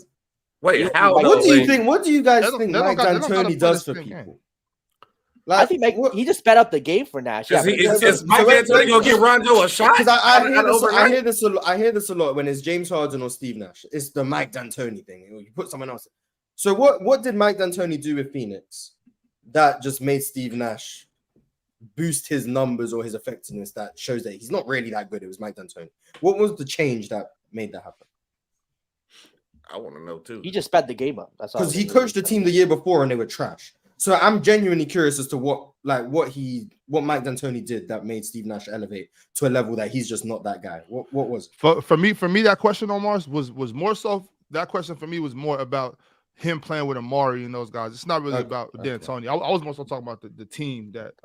Because I hear it a lot with D'Antoni. It'll be James Harden or his numbers inflated because of D'Antoni. I think D'Antoni is a terrorist. He's not that good. It was the D'Antoni offense that made him appear this good. So what is it that D'Antoni did for Steve Nash, or what was the system he put in place? I think Steve Nash made his system look better. Personally, Mars. I think Steve Nash made his shit work. So James Harden did too. All I think D'Antoni did was sped the game up for you and give you an opportunity to play your game, give you the green light. Yeah, I was gonna say D'Antoni didn't make him a better shooter. He didn't make him a better passer. He didn't, he didn't do anything to make him necessarily a better player. He just sped up the game, make the play in a pace that allowed him to. All y'all know hoop. So now you go to a coach that be like, all right, we're gonna speed up the game, and with all the things that you're good at, we're gonna run a team around that. All y'all will put up crazy numbers. And why are we talking about Steve Nash like he wasn't on his way to being there? He was already elite before he got with D'Antoni. He was elite with Don Nelson. Like he came out of nowhere. Another offensive genius, to be fair. D'Antoni ain't make Nash. I never made that claim. I'm not saying that you did. I'm not saying you did. Big guys. There are. No. I'm just making it. I'm just making it clear because when I answered the question, I don't think Steve Nash needed that. I don't think anybody needs Mike D'Antoni. Let's make that clear. I don't think anybody that plays basketball needs Mike D'Antoni. I think he was, blessed to have us come up with that high speed system, and he got Steve Nash, who made it look great with Amari Stoudemire and those guys, and then James Harden had the skill set to average 35 playing that way, so it makes it look better. I don't think it's necessarily Mike D'Antoni. I think those guys would have been successful in other offenses as well. They're just that good at basketball. They were successful in other offenses. Right. So I mean, we see people that didn't look as good. Well, because they're not as good. I mean, I'm not about to disrespect the Lakers, but they didn't look as good with Mike D'Antoni. But they did not. It's just I'm not saying any of you guys do it. It's for the people who just say, "Oh, Steve Nash and Mike D'Antoni merchant." I'm just curious. I'll do it a little bit, but I don't necessarily that I agree with Bob on this. I don't necessarily say he's a merchant, but some of his numbers, and James Harden too, were inflated due to Mike D'Antoni's offense. When you're in an offense, especially assist numbers, when you're in an offense where it's 7 seconds or less, the offense was literally phrased 7 seconds or less. You shoot the first three, and you have a bunch of three-point shooters around you, and the offense is highly predicated on pick and rolls, and you have dudes that can roll and catch lobs and stuff like that. Stoudemire, your numbers are going to be a little more when you are a guy like James Harden and it's your job to either shoot a shot or pass to an open three-point shooter and they have to shoot the ball. Your assist numbers and your points are going to be inflated a little bit. It's not necessarily a knock to Nash or James. It was just they had an offense that was, styled around their game, kind of how Bob was saying. But once again, though, that's just good coaching. Because real quick, I think his points stayed similar from Dallas to Phoenix. I think the assists definitely went up, but his assists stayed up with Alvin Gentry. Ron, good coaching from Mike D'Antoni. That's an oxymoron. No, it's good coaching, putting getting your star player and putting him in a position to be successful. But you could kind of say the same with Steph too, like how we was talking about earlier. Steve Nash unlocked his ability off the ball. That's good coaching. It's other players that are great. We just talked about Dame. We've talked about Trae Young, other guys that are high volume 3-point shooters, even Luka, guys that are high volume 3-point shooters. If you put them in that offense, they don't necessarily look the same. You probably wouldn't run that same thing with them. That's all I'm saying is Mike D'Antoni's offense was like tailor-made for Steve Nash.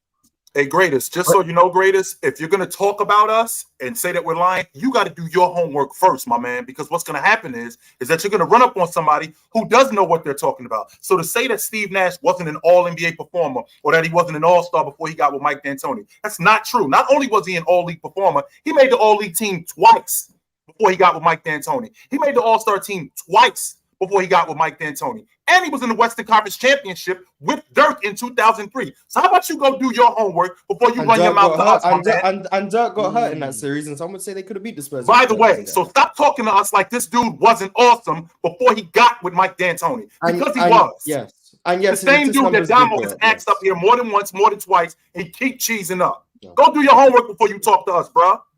And Steve Nash assist numbers did go up, but I don't think I've ever used Steve Nash assist numbers to prop him up because if anyone knows me and you've listened to the show, I hate the assist stat. Despise it. I think it's the worst stat in the NBA. So I would never use that number to prop anyone up.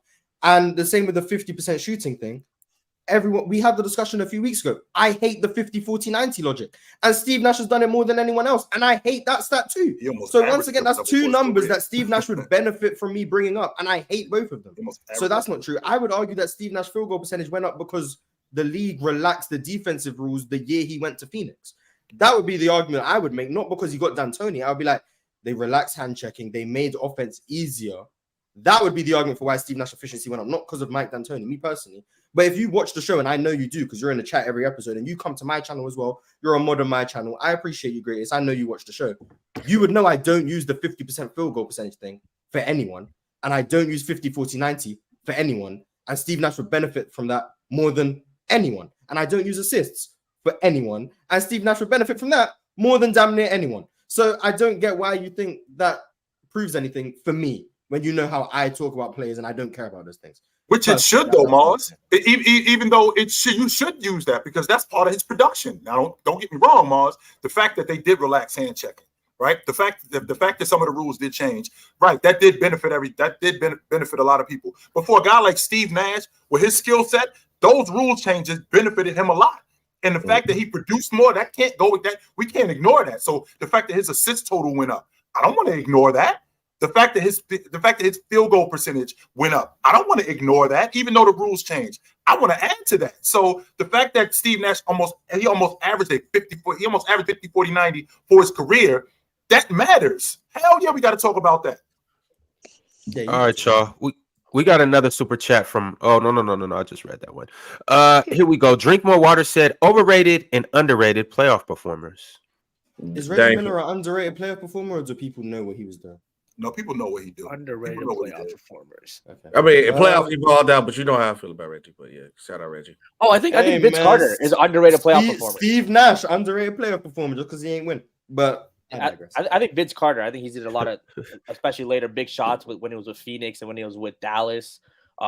Played his role well in the playoffs, and I think I want to bring up. There was like numbers, his shooting in. His shooting in the playoffs, like shooting numbers all go up. I mean, I think Vince Carter is a very underrated playoff performer. Let me. I got you guys with an overrated playoff performer. Jimmy Butler, overrated playoff performer, man. The playoff Jimmy thing. The fact that I have to hear Jimmy Butler's top 5 every postseason is getting annoying. He's never been top 5. Doesn't prove himself, is that, Morris? Let me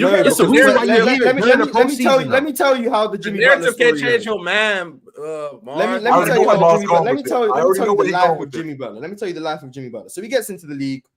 No one expects much from him. So the first few years, we'll let it slide. He's not a big part player. He plays minutes, but he's a defensive guy. So no one expects him to be anything special. So in the early years in Chicago, it's cool. We let it go. You don't expect too much from him. Then 2015 hits, most improved player, Jimmy Butler. No one's still expecting too much. He plays well in the playoffs. They end up losing to Cleveland in a series in which if David Blatt doesn't get away with calling the timeout they don't have, who knows what happens? We'll never know. Jimmy Butler plays pretty good. Cool. Talk about it, man. The next year, they're in the playoffs in Chicago. That's the year Rondo gets hurt. They lose to Boston.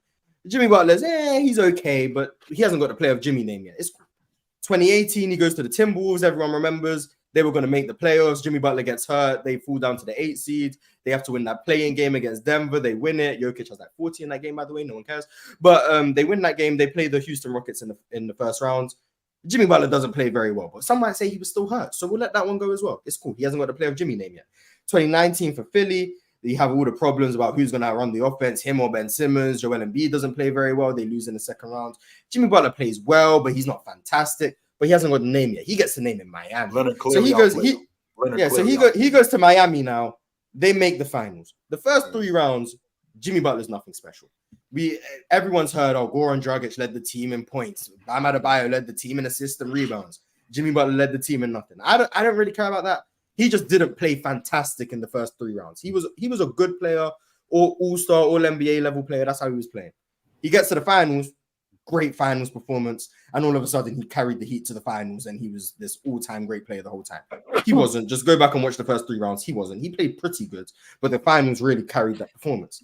And then 2021 comes, he plays terribly against the Bucks. But some would say he was hurt. So we'll let that one go as well. It doesn't matter. He's still player of Jimmy. He was just hurt. I don't like this hurt theme, Mars. I don't like this hurt theme. He was hurt, man. Player of Jimmy, it doesn't matter. He was hurt. Keep going, Mars. Keep going. 2022 comes along and he plays fantastic. 2022, you can't argue. Jimmy Butler elevated his game from the regular season to the playoffs, shot like 50% from the field. I don't really care about that, but he was very good. I think he averaged 27 a game. He was great against Boston. They lost in the game 7. It's tough. He played fantastic. Playoff Jimmy is a real thing. 2021, he was just hurt. This is the proof because he came back the next year.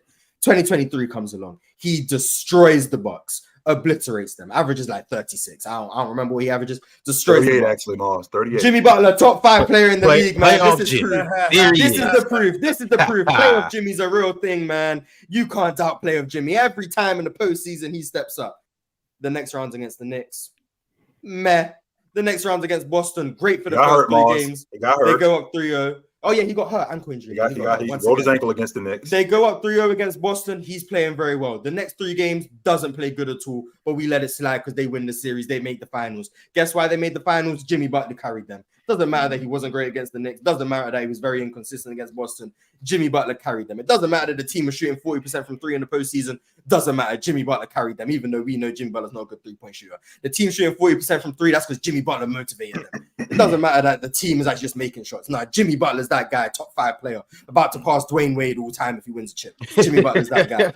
That's the playoff rise of Jimmy Butler we know. And then in the finals, plays terribly, but it doesn't really matter because his team wasn't even meant to be in the finals. They're an AC. Jimmy Butler, man, he got his team to the finals. He played great in the first 3 rounds. It doesn't matter that he doesn't play well in the finals because he played great in the first 3 rounds. But in 2020, it doesn't matter that he didn't play great in the first 3 rounds because he played great in the finals. The playoff Jimmy thing is a bit overblown. He's an overrated player performer. Plays very well in the playoffs, but he's still overrated, in my opinion. So your problem is the gaslighting of Jimmy and the narratives behind it, mostly. Yes. My problem is the fact that every postseason I have to hear he's a top 5 player when he's never been a top 5 player and he's never been close to a top 5 player. He doesn't play like a top 5 player consistently in the regular season. In the playoffs, he doesn't even play like it consistently. The only run I'd say he was consistent was 2022. And even in that run, if you guys remember, he was dealing with an injury. And guess what? Against Boston, he had a game where he had 30. He had a game where he had 13. He had a game where he had 47. He had a game where he had 50. You guys remember that? That was still happening in 2022. Mars, your white side is lethal. I knew it was. But your white side is crazy. Shout out to Jimmy Butler, though, top 15 player in the league, definitely, arguably top 10. Just never. Gotta give a shout out to Rondo too. I think Rondo's a really good underrated playoff elevator. Playoff Rondo is an actual thing. I wasn't sure. Playoff Jimmy an actual thing? Jimmy's better in the playoffs than the regular season. If that makes you a playoff thing, But the problem with that, though, Jalen, is that the fact that the way he plays in the regular season, and if he falls off in the playoffs, we didn't expect it anyway. But if he plays awesome in the playoffs, this is who Jimmy Butler is. When in reality, it's a win-win. It's a win-win for him. He gets cool top 5 when he plays great, and then when he doesn't play to that standard, it's Jimmy Butler's not a top 5 player anyway. Right. So why are we holding him to LeBron James, Steph Curry standard? So the regular season, he's not either he plays great and he's top 5, or he doesn't play great and it's like, well, he's Jimmy Butler. Jimmy Butler playing with house money. He in a win-win situation. Yeah, the playoffs can only benefit him. That's what it is. The playoffs can only How did Jimmy get white privilege? Because that's what that sounds like. I don't know, but I made this point before the playoffs. I remember everyone called me crazy when I said playoff Jimmy's kind of a myth, but I wonder how I think for underrated, can we put I hate to say it because they just won, but can we put Jamal Murray in that category, underrated playoff performance? Because he had overrated playoff performer? I don't underrated. I don't think he can be underrated. I don't think he's anymore underrated. Yeah. Okay. Not no if more. anything, overrated, you could make a case for overrated now, but I mean, I only heard like overrated. No, he's properly rated. He's not overrated. He's not underrated. He's properly rated. You don't have to be one of them. You can just be properly rated. He's properly rated. You want to hear another overrated player performer? Klay Thompson. But that's a whole nother. Game 6 Klay. That's a whole nother topic. All I'm gonna say, hold on, wait, Mark. Hold on, wait. To agree with your point, Klay Thompson is the reason why Steph got the Finals MVP. Klay Thompson is the reason. If you go back in that series, Clay played bad, and then the next time they started Iguodala, and they made a big old thing that all Iguodala starting, he made the whole difference in the series. If Clay didn't play bad, I forgot what game it was. I don't know if it was game 4 or 5, and Clay played terrible, and Iguodala had to start, and it made Steph lose his Finals MVP. So Klay Thompson is the reason why Steph don't have a Final MVP right real now. Quick, SB. That's a real overrated player performer. Real quick, SB, and this is only going to take a second. Greatest, just so you know, I am on an international debate show, not a national debate show. Like, it's people in other countries watching us. I deal with Mars. I deal with Ox. I deal with Damo. I deal with Ticket. These people challenge me every day. So the fact that you, who never shows your face, not one time, you think that I'm upset that you challenge me? That does not work with me, sir. This is what I do. This is what I'm doing. So with that being said, we're talking about what Steve Nash was. You were wrong. The fact that you say that a guy who was a consecutive All-NBA performer before he got to being an MVP candidate, before he got there, was not elite. It's over 400 players in the NBA. Only 15 guys make the All-NBA team. So for me to be one of the 15 guys to make the All-NBA team, not once, but twice, makes me elite. That's not including what I do in terms of my ability to shoot, my ability to pass, my ability to control the game. All of this stuff makes me elite. The fact that I'm not first team All-NBA and I'm third team All-NBA does not negate the fact that I'm elite. So what are you talking about when you say that you challenge me? Once again, I got to deal with a dude from Britain who challenges me. I got to deal with a dude from the West Coast in Bob who challenges me. I got to deal with a dude from the South in Damo who challenges me every day. And we're on an international stage. So the fact that you, I'm sorry, and an Indian dude. No love for the North. I can't leave out an Indian dude who challenges me. So the fact that you are talking about you challenging me, you do not move me one bit. I got to deal with this on a regular, my man. I'd like to see you actually come up here and do what we do and get challenged on a regular and see how long you last. I'm willing to bet dollars to donuts that you won't last longer than me. I bet you that. Or anybody up here. Greatest, you are absolutely getting charboiled this episode. We might add you to the title. Greatest. All right, y'all. Greatest cook. Thickest Pilot 9 said, I need turn ticket back. Ain't the same, homie. Wyatt MS said, "What's up, Creamtown?" What is that Creamtown thing come from, bro? I don't want to know, to be honest. Me neither. Baby Breezo said, "How to upset Chill? 1, disrespect his family. Number 2, disrespect his manhood. Number 3, express any criticism towards his quote unquote glorious king." Like, he can't do no wrong. Wyatt MS is still on his rampage with the super chats. He said Jalen got a trash trim, whack, horrible, egregious. Hold up. Wait, we get a haircut today. Like egregious. Put the big screen on. Put in the big screen. What? We gotta get my man cleaned up. You got the Bruno Mars, the Bruno Mars. You got the Bruno. Dave's coming, lineup coming today. The weekend is coming. Well, let's not act like this hair ain't immaculate. Stop it. Jay, I got a question. You get your haircut. The hair got body. Look how it retains. Yeah, right. You got the Bruno. This is you, Mars. Yes. Yeah, man. Blame me, man. Yeah, blame the white man. Blame the white man, of course. Yeah, crazy. Jalen, you go to Supercuts to get the cut, Jalen? Yes, Supercuts. I got my go-to barber. Got my go-to barber. Okay. For haircuts expensive these days. My haircut now is $70, bro. Haircuts be expensive. I haven't been in a Canadian? in 20 years. That's what? 55 American, something like that. If my girl did not do hair, I swear I'll miss my dread so bad, bro. Jalen, just say you're Jalen from Players Choice and you'll get your haircut for free. I ain't been in the barbershop in 20 years. 20 years, chill time. You cut your own hair? Man, the guy who used to cut my hair, his name was Rev. He used to cut my hair since I was in the first grade. Well, he passed away, and I ain't trust nobody else to do it. So I had to learn how to do it myself because I ain't trust nobody else to do it except him. I'm blame. I'm not so.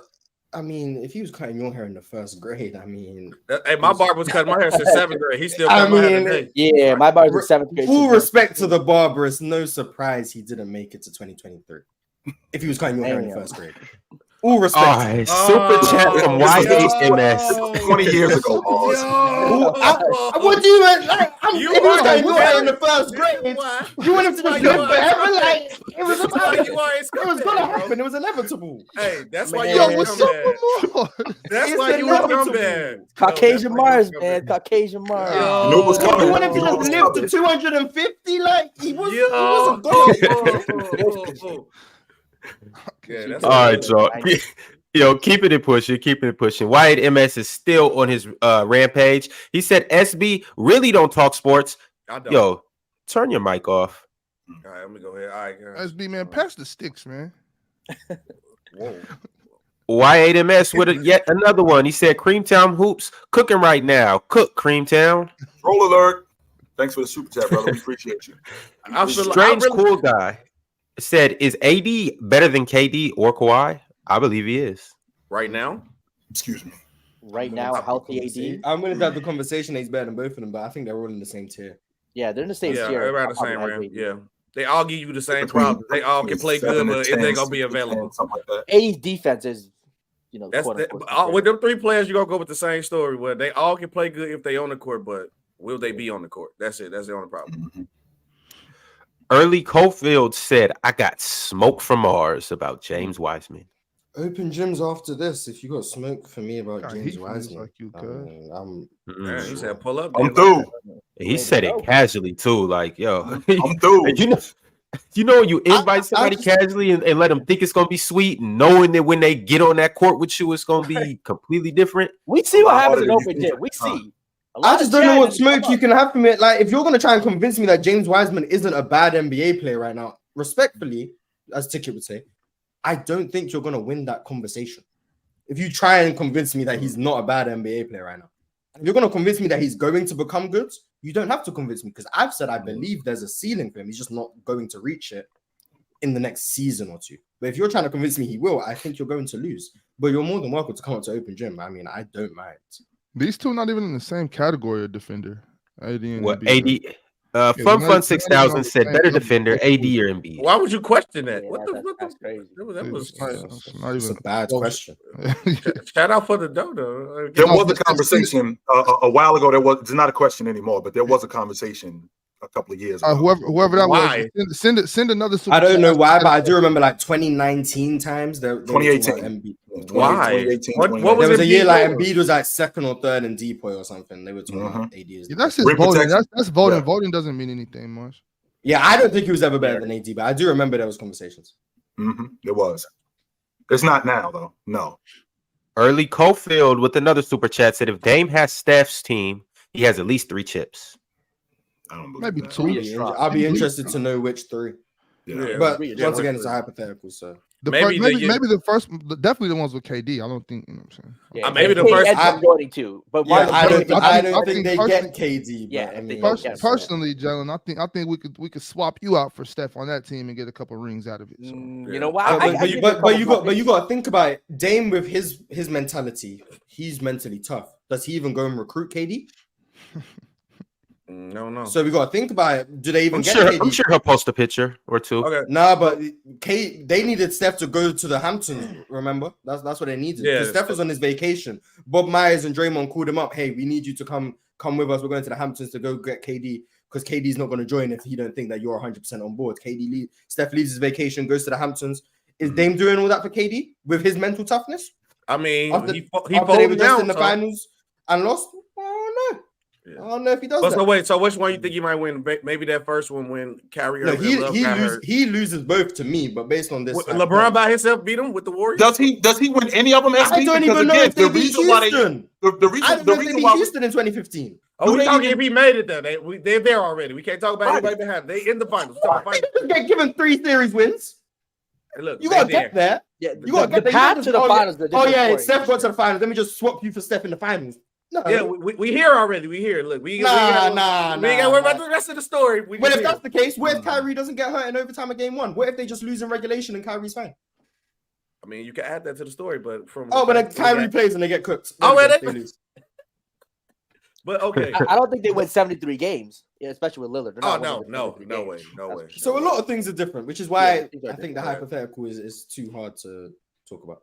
So does KD if Kyrie don't get hurt with KD, do the Bucks get their championship then? Hell no. All right, y'all, keeping it lit. Aramis Jones said, what does everybody think the chances Dame actually goes to Miami this season and win? 60%. I think. Oh, no, he said win on the win. The win made that. No, tough. and when does it happen? Not W-I win. W-H. I didn't see it. I didn't look. I think it happens like maybe a week before training camp or something. Okay, I think it's just posturing to get a better deal to get him. Why are we waiting so long though? What's the what deal can come along now that couldn't come along in the summer? It's probably they just want an extra draft pick, maybe an extra young player, whatever it is. They're just going to hold out until near the end to get the most out of Miami. Because right now Miami thinks they have leverage because Dame clearly and his agent have said he only wants to go to Miami. Right, so they really have no leverage in terms of Portland. Yeah. So it's going to wait it out and hope maybe Miami gets a little desperate. All right, let's pull the trigger now before the season really starts. So I think they're going to go right before maybe training camp or maybe even into training camp. But the deal will happen. And this will go back to what we talked about with this will go back to what we talked about with Dame and KD because Dame said that you have to get him help. What could they have done in the draft that could have given them a better opportunity to win? Traded that. Dame already had his mind made up after that season. He was out. He already had his mind. Was the rumor of the Pelicans being willing to give up a significant package? I don't know if it was Zion or just give Zion or BI. I thought it was BI, but Zion or BI give them up for the chance to get Scoot. Was that not real? Because if that was fake, then okay. But I think getting Brandon Ingram or even a motivated Zion would have been 100%. I would have made if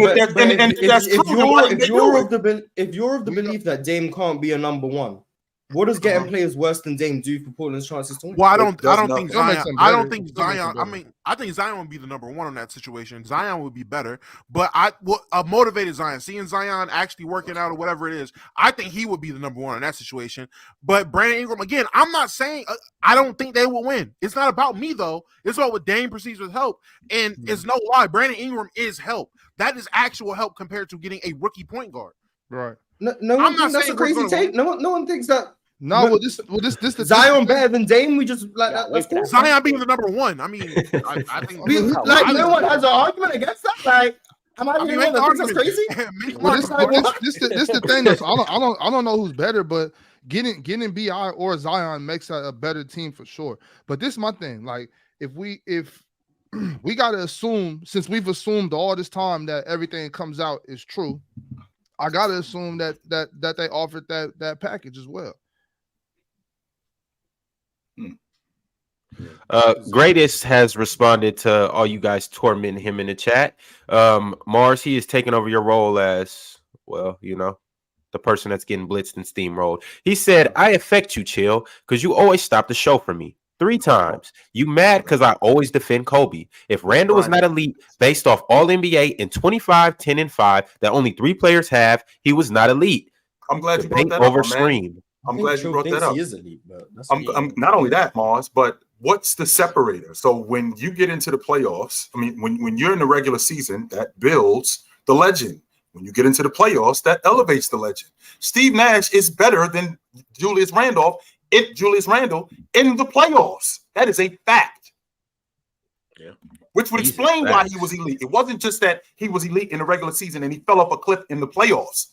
He was elite in the playoffs also. So the idea that you bringing up Julius Randle, that logic doesn't work, sir, because he falls off a cliff in the regular season. So the fact that Steve Nash does what he does in the regular season to become an all-pro and then in the playoffs elevates his game completely negates your logic about Julius Randle.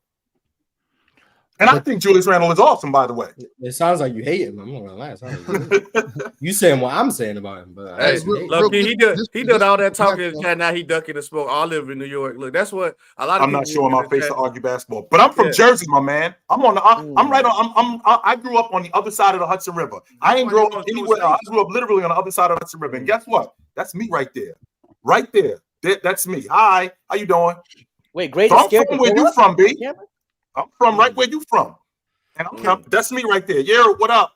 And I'm from where you from. So all that nonsense about yelling, no, I actually have legit points. So anyway, Ron, As you were saying. You can't be in the chat talking all that talk and then be like, I'm too scared to come out. That's what they always do. They always talk smack. I mean, that's what they here for. That's what. Well, they're here to be in the chat. They're not here to be on the show. They're here to keep talking. Which goes back to my point, Mars, when I talked about basketball players. Like, we'll make you part of the show. You want to scream from the crowd? We'll bring you onto the court. Same thing. We'll make you part of the show now. Kevin can't do direct. Keep talking smack about me. I don't care, bro. Keep it going. What's up, Damo? I just wanted to ask, do y'all think that and you too, James, would y'all take a trade, basically Scoot Henderson for Brandon Ingram? Would y'all do that? No. If I'm Portland, yeah. If I'm Portland, no. No, I'm doing that for sure. Wait, how about Brandon? But that's why. Yeah, I'm giving up on the Dame. If I'm Portland, hell no.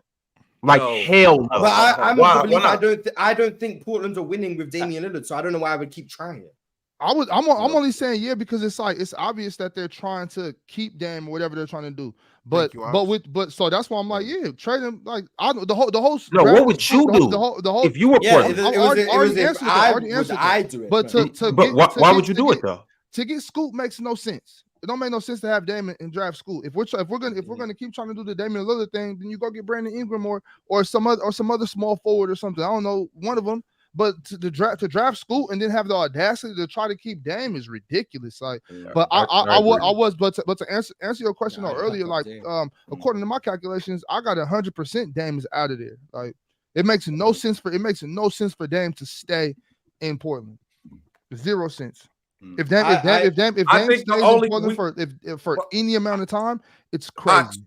I believe we all agree Dame should have been out of Portland, but the problem comes in with the contradiction for all the statements you was making, and then it doesn't. No, and then you signing that extension does not help you. He didn't help himself to get out of Portland. So with you talking smack, calling everybody chumps and signing that extension, now all of a sudden you just want to leave after you get your money. Yeah, but we got to stop acting like we got to stop acting like Dame is just coming out just saying stuff.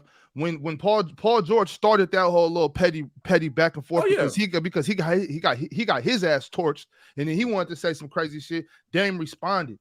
Dame, it's not like Dame just came out and just said that shit. Like Dame, all these times it's been times where Dame is getting asked questions or Dame is responding to something somebody else said.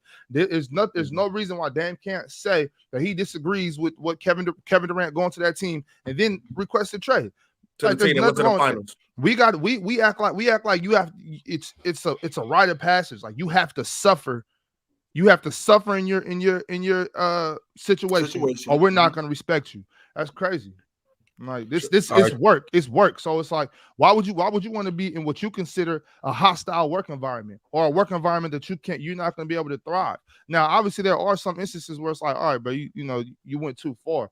But Dame isn't in that category. I would have been packed up Dame if I was Portland. I would, yeah. I would have been packed up Dame if I was Portland, and I would have been packed up if I was Dame. Like, I'm out of here. That's why I wouldn't do the Brandon Ingram trade. So caveat. So you moving? You're the Blazers, and you're keeping Dame. So yes, I'm doing the trade. Yes, okay, that's what I'm asking. Dame got to go. That's why you no. That's why you doing the trade, Damo. That's why because you're keeping. Because you're keeping Dame. Yeah, so the pick becomes dispensable. Yeah. Right. But I'm saying because the super chat that was not too long ago, it said BI's not worth the third overall pick. If the third overall pick is Scoot Henderson, I think BI is worth the third overall pick.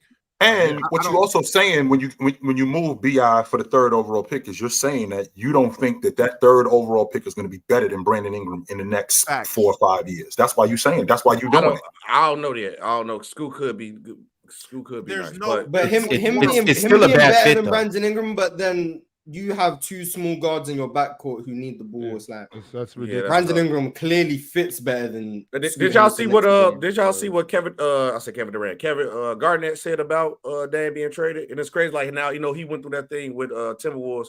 He was like, "What we look like throwing you a bone? They got to throw. They pretty much got to trade you to the best situation for the team instead of just doing you a favor." They don't. I said, "Do you think it's crazy that like when players play?" It's ironic that Kevin Garnett. That's what I'm saying. Do you think it's funny like when players play, they expect teams to do that, but now once they retire, I guess they understand the business better. Mm-hmm. Well, Kevin Garnett had a no trade. He had a no trade clause in his contract. So that's what makes that helped him though. And Kevin McHale was clearly just doing a favor for Boston.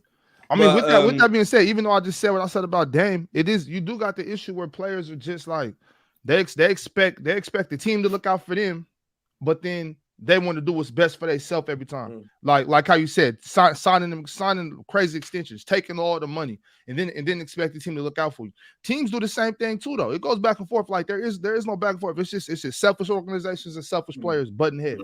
So you know what I'm saying? Yeah, if I'm an organization, nobody has to be right. Players, I'm gonna be honest. Like we can both be wrong, or we could both be right. And that two things can be right. That's correct. Yeah.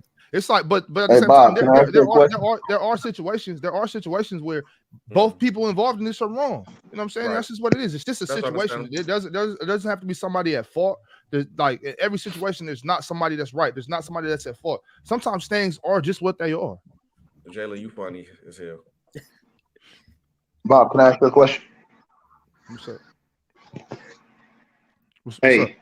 How can you blame the organizations? How can we blame the organizations when the organization only has one job to do, and that's pay the players their salary? If the player doesn't receive their salary, then the organization is that their only job? Yeah, is that their only job? The organization. Pay the players? Yeah, I mean, technically, if you're technically speaking. So what's the player's job? If you go anywhere around to play, to perform, right? So, but if anywhere around the world. Any team you go to, the organization's number one job is to pay your salary. That's their job, you know, and the player's job is to perform. The other stuff I think is icing on the cake. When you have certain owners that want to go to different levels and extremes to win, and certain owners that say, hey, I want you guys to perform. I'm going to pay you guys, do your job. So for me, I just think that the organizations in general, their only job is to make sure they pay the salary to the players.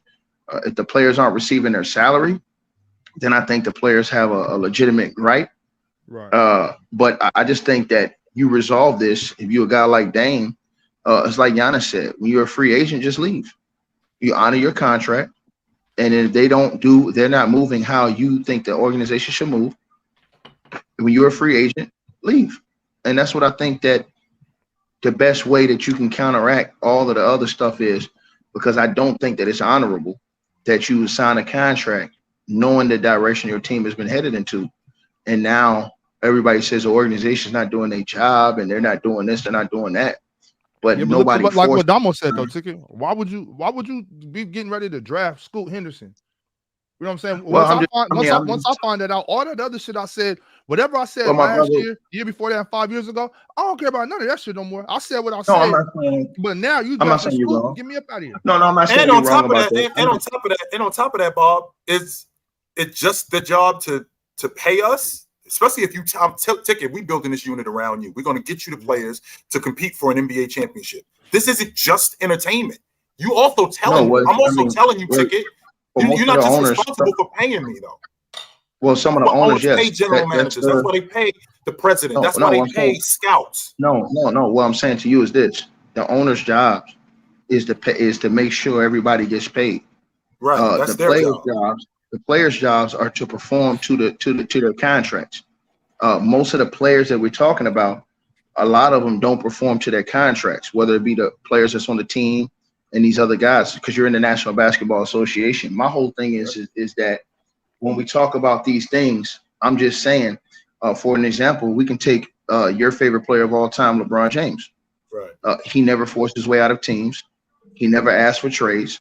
He legitimately played his contract out. Right. And if he didn't like the situation, he left. Right. But I thought he made trades, though. It's not the same thing. No. If he's playing GM, making trades. I'm not trying to.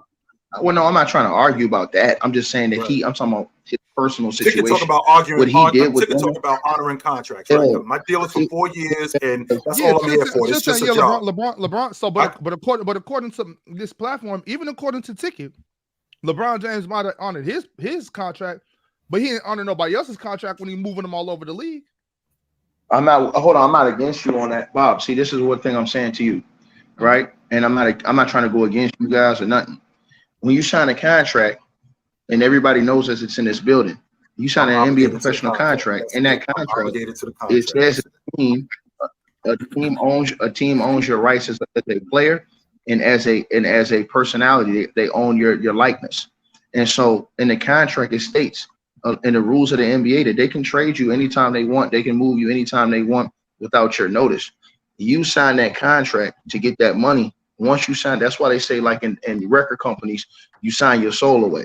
Once you sign certain contracts, because once you sign that contract and you're locked in, you can't then turn around and complain about the terms that you sign. So my whole point to you respectfully is just saying that, you know, when he had a chance to get out. He had a chance to get out. He didn't want to get out because he wanted that extra money. And so that is the reason why he waited and signed a Supermax. So if the money was more important to him than going to win, because he wanted to secure that extra money he could get. Yeah. We've criticized guys like Carmelo, said that they took the money. We've criticized other dudes throughout their career and said they took the money over winning. And when Dame is doing that, he can't then turn around and say, hey, well, I got a problem with this. You guys aren't doing something, but you just signed a new contract to stay there for pretty much the rest of your career. You can't get upset and then say the team is not doing this. They're doing exactly what they said they were going to do to you in your contract. Not in your contract, it doesn't say anywhere in your contract that we have to build a championship level team around you, that we have to build assets around you. No. I'm being technical, which I'm being. So what I'm saying to you is that no, I can't accept that, bro. I can't accept that, bro. It is true. If you think about it, Big Ops, the only thing I'm obligated to do as an owner is pay you. When you talk to the, you got to play. That's the only thing I'm obligated to do is pay you. That's why I said Town. That's why I said a guy like LeBron James is a perfect example. He played out his contracts. He never. That's the one thing I will always give him, even though y'all know I criticize him a lot.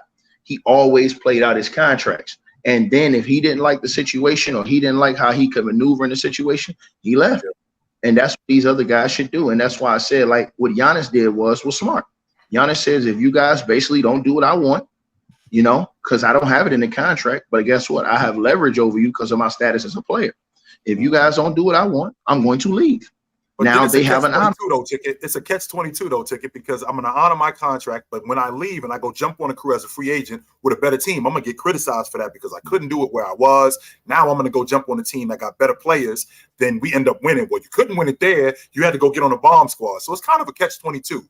But to your point, saying he has to go get on. I'm not saying he has to go get on a bomb. Point, you are absolutely right. As the owner, all I am obligated to do is pay you. The other stuff, that's the general manager. That's the president of basketball operations. That's all. Right. LeBron was smart. Like when he went back to Cleveland, see, he did his thing smart. Like when he went back to Cleveland, he told the ownership before he signed what he expected from them, and they legitimately made the moves. They traded Wiggins and went and got Kevin Love. They locked in the other guys they needed to lock in. They made the trade for J.R. Smith and Iman Shumpert. They did all of the things that he agreed with them in that meeting that they should do before he signed back. And I just think that before Dame signed that extension, he should have made clear to them exactly what he wanted done if he was going to sign that extension. I don't think he cared about that. I think he cared more about the money. And now that he got the money and he's seeing that everybody's criticizing him for not winning, now he wants to have a change of heart and have it both ways. He just signed that contract. He just signed that extension just a year ago. You telling me that fast? He just now started getting criticized for losing? I think not. No. I'm saying he got criticized for taking that amount of money, because he's going to be getting $60 million when he's 37 years old. Yeah. And he doesn't want to have that on his docket where he took all that money, especially when you had great players like Tim Duncan and all these other players who took pay cuts later on in their career just so the team could afford to bring other guys around them so that they could win. Those guys had different motives and different maneuvers. My whole point to you was this, and I agree with a lot of what you're saying. I'm just saying that as a team, we have to represent the teams right, because legitimately, I only have to do what's in your contract. If your contract don't say I have to build a championship team, I don't have to do that. But what the players can do, the superstar players can do is when their contracts are up and the team wants to keep them, they can force their hands by saying, hey, if you don't do this or if you don't do that, you're going to lose me or lose my services. That is the difference, I think, in all of these situations. And I just think that Dame, when you're in a situation like that, Bob, and you fall down, he got hurt, so they fell down that far in the draft.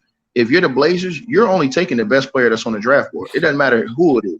If it was a big man, they taking a big. It just happened to be a guard. So if they didn't have a trade that they thought was going to help the team win a championship, Why would I give away a franchise player in a trade that I don't think is going to help us win a championship? So I might as well take Scoot since he's the best player on the board, even though he's the same position as Dame, and then move forward and see what I can maneuver, see what I can do.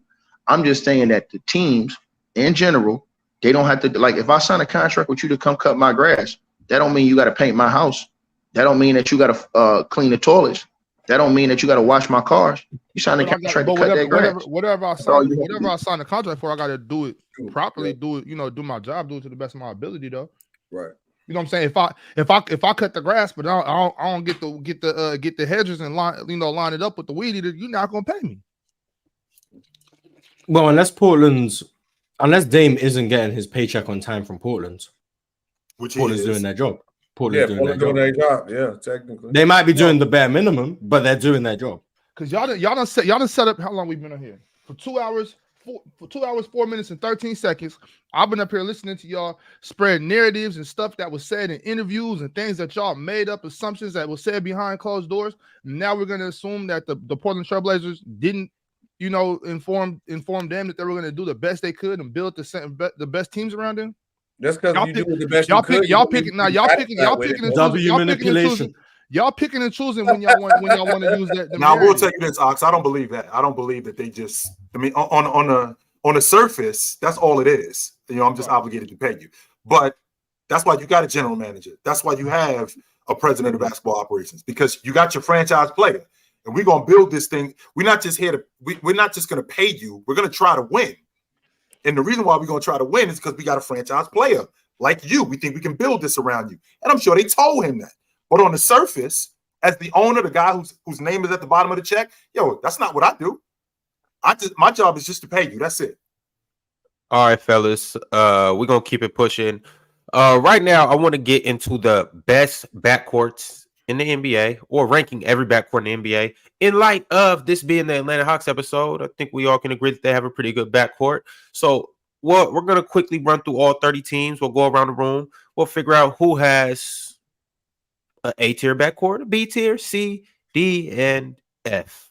And so with that being said, I'm going to go with just the order that everybody's lined up in. We're going to go Chill, Ox, Mars, Jalen, SB, Damo, Ticket. We'll go around the room like that until we are done. So the first team that I have for you guys is the Milwaukee Bucks backcourt, and you get to determine who the backcourt may be there. I would assume you would take the two best players, but it's up to you, Chill. You have the Milwaukee Bucks backcourt. What tier would you put them in? What tier would I put them in? They got an all-league defender, and Middleton plays the 3. So they got him and Grayson Allen. I think they're mid. That's a C? I think they're mid, like a B minus. That Grayson Allen sold it for you, huh? OG? Yeah, I'm not gonna lie, because I know Drew Holiday and the reason it's mid. So damn. No. Grayson. So are you saying a C, Chill, or B? I'll give him a B because of Drew Holiday. I'll give him a B. Okay. Mm-hmm. All right, Ox, it's on you. You have the Brooklyn Nets. Can't hear you, Big Ox. Ben Simmons and Spencer Dinwiddie? No, we moving Big Ox. We moving Bridges to the 2. You got something to work with there. Bridges at the 2. I'm assuming they're starting Ben Simmons and Cam Thomas at the 1 or 2. So I'm gonna go ahead and get at him. Big fat D minus. So this thing 5, Big Ox. They got Ben Simmons at the 1. They're gonna have Bridges at the 2. They're gonna go with Cam. Cam Johnson. Cam Johnson at the 3. They're gonna go with Royce at the 4 and Nick Claxton at the 5. Respectfully, Chilltown.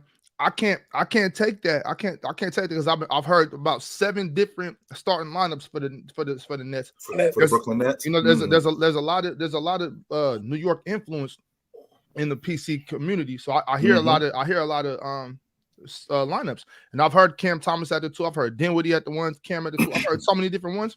I'm going to go ahead and assume that these Brooklyn Nets fans know what they're talking about, and they're going to actually start Ben Simmons and Cam Thomas. So, like I said, that's a D minus. All right, Mars, you got the Knicks. How we rocking? What was that? Brunson and what? Is it Brunson and RJ Barrett? Brunson and RJ Barrett in the backcourt. I thought RJ played it. Well, but yeah, he brought it too. All right. Mars, before you answer this question, I already know where you at. Take Julius Randle out of your mind. He's not in the backcourt. Please don't focus on Julius Randle. Because when I you giving him a strike because the dude's crazy. For me, the backcourt is Jalen Brunson and Quentin Grimes because that's what I remember starting in the backcourt. And RJ Barrett played the 3.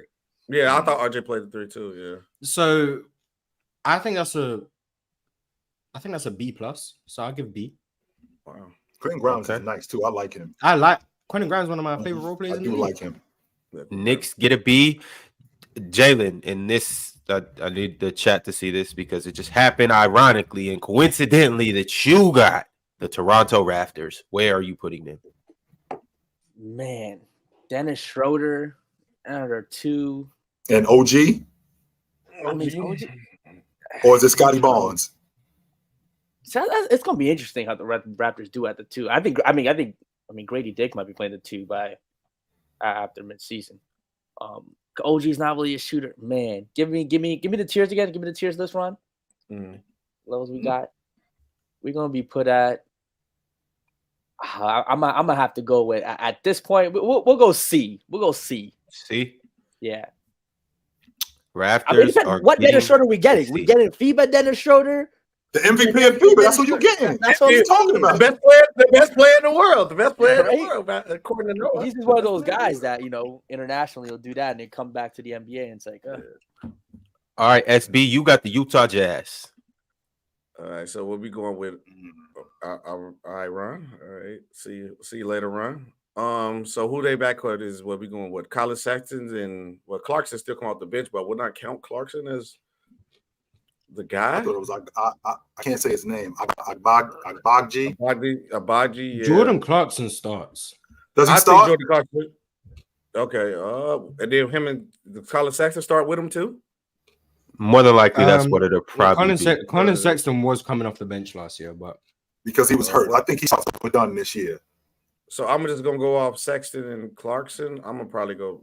I like Jordan Clarkson though too, but as a backcourt, I'm probably put him in like the D tier, D C. Which one? D tier. D. All right, Yeah. they are a D. Damo, you got the Houston Rockets. Execute him, Damo. Go ahead. Look at this dude right here. Look at the dude with the hoodie. Look at the other dude with the hoodie. Execute him. Man. Look at the other dude with the hoodie. D tier. Let's if think about anytime this. you can get away with murder, Damo, and do the crime, do it now. Listen. Let's be honest. If the starting lineup out the gate was a men and Jalen Just Green, assume it will be. Nah, I'm not gonna assume it will be. Yes, assume it will be. If it was a men and Jalen Green, I would say better minimum A tier at the very least. Y'all really like a men Thompson. But if it just assume it will be. Because it's Van Vliet. Is Van Vliet and Jalen Green B tier? What you call him, Damo? B. We'll take B. Van Vliet. That's Van Vliet right there. We'll take B. We'll take NBA champion Fred Van Vliet. Yeah, we'll take Ticket. You got the New Orleans Pelicans backcourt. What tier are you gonna put them on? What's up, Playboy? What's good? What's good?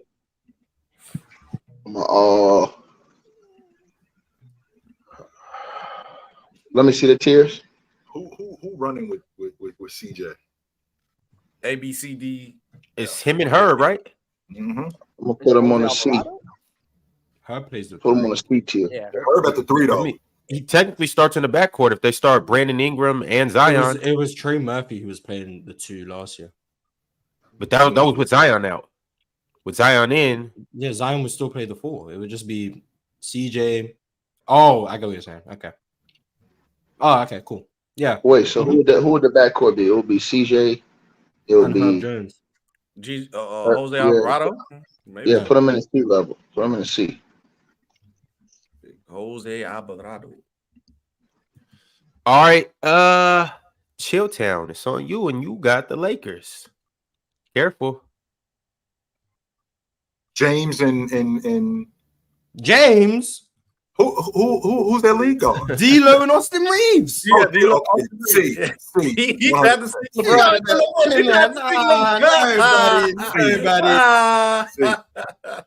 I'm sorry. You tried. Tried to sneak that old man in there. Yo, Ox. D-Lo, I forgot. Man, I'm sorry, Miles. I forgot about D-Lo. Talk to us next. It's Zach and Debo for sure. Is the backcourt. Zach and Debo for sure is the backcourt. All right, Bob not here. We're just gonna keep it pushing. My bad. Cool. Federal labor laws. I thought I could sneak in a quick 10. You was eating those bean burritos, Bob. I ticket federal labor laws give me 2 10s. You know what I'm saying during my shift, so I was just trying to get it in real quick. But I know, man, them beans make you fart, bro. That's all right, y'all. Hey, y'all can't smell through the camera. Don't worry about it. You over there, trying to talk. Come on, man. Who you got, man? We got the Chicago Bulls. What you doing? Let me open the window, man. These beans and chilaquiles is running through me, man. But Bulls. That's Zach and Debo.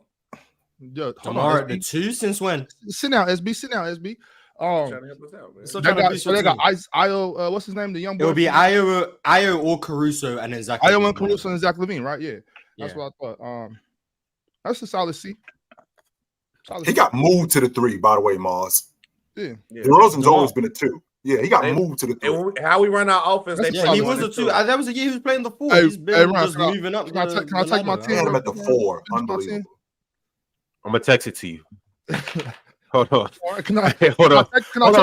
It's only 2 buttons. Hold on. It's only 2 buttons. I got you. It should be there. Yo, Mars, you got the Minnesota Timberwolves. I need to see the tiers.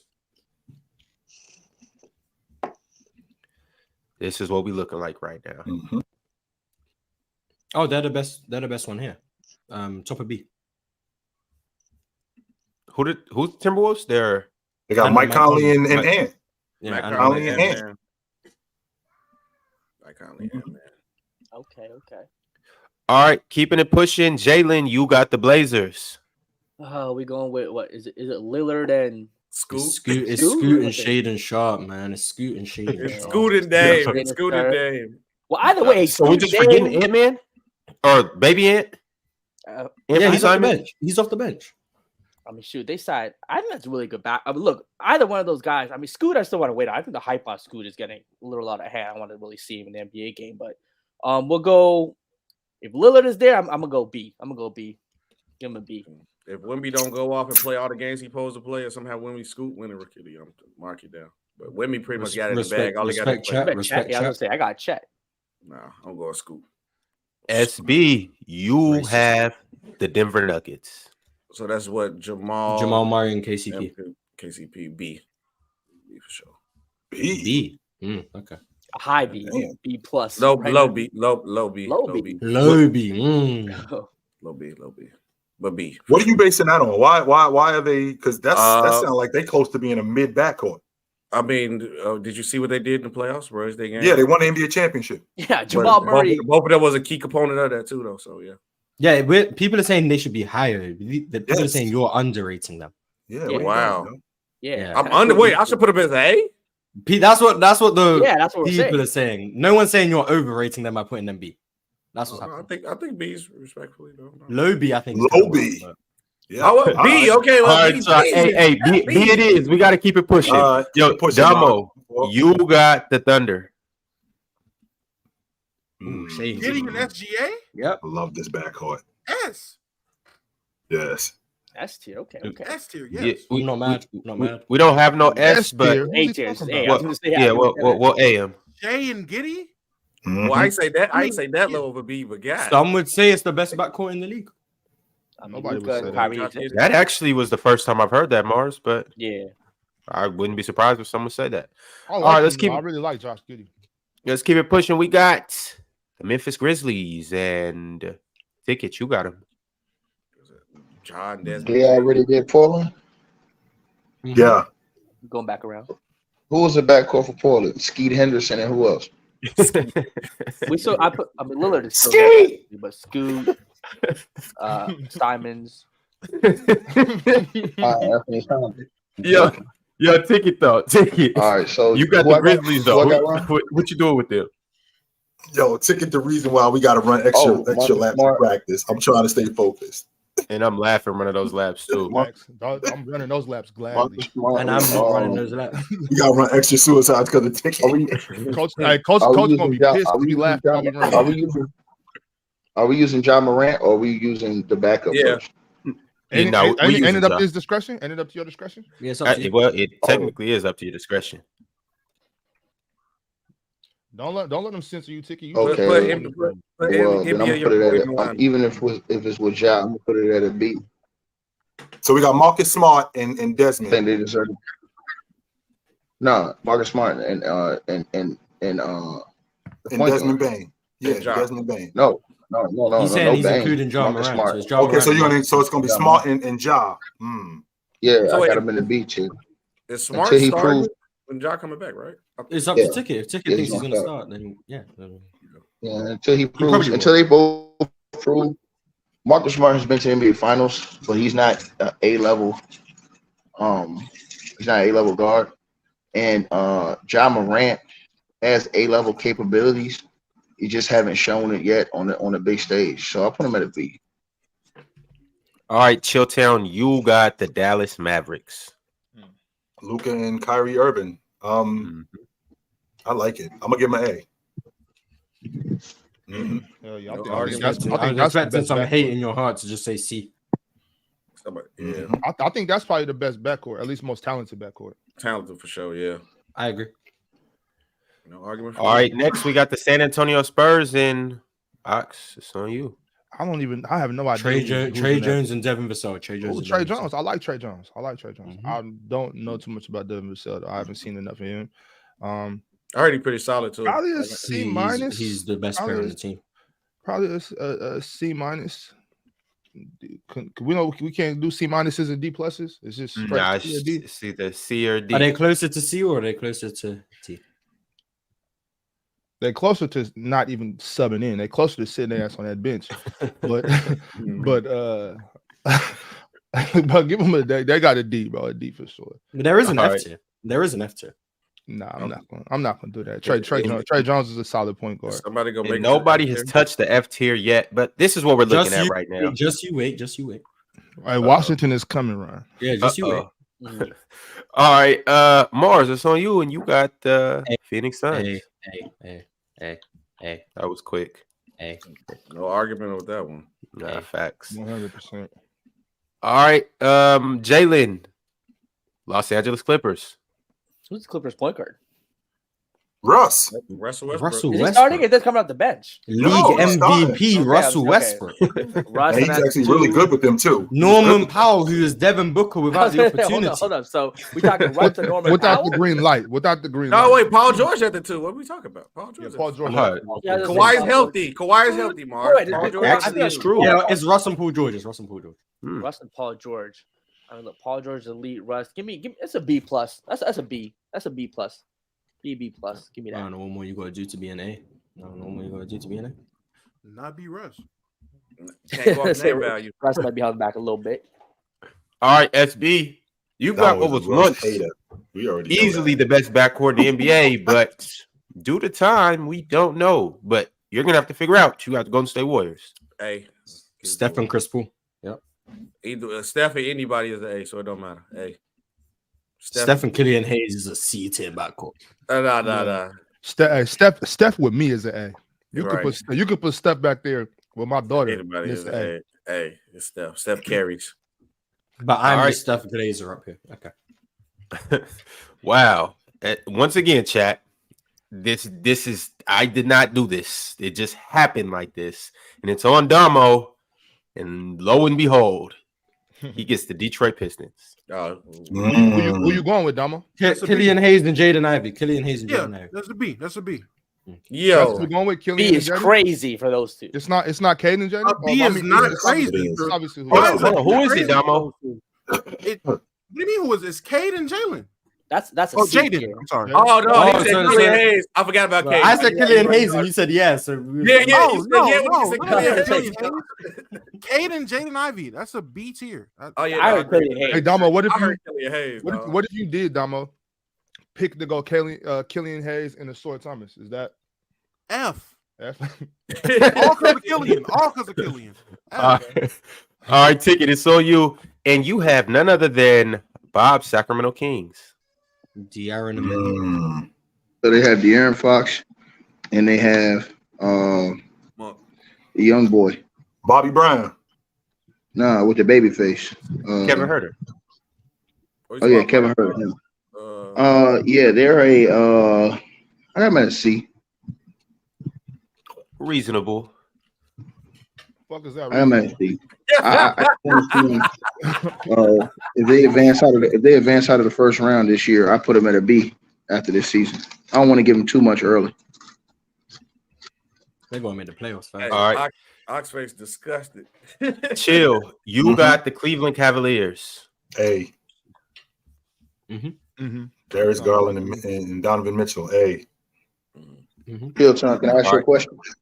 What you got? How you give guys an A that got smoked in the first round? How do I give guys an A who's got smoked in the first round? The same way we give guys an A who go deep into the playoffs and play bad, like Jimmy Butler.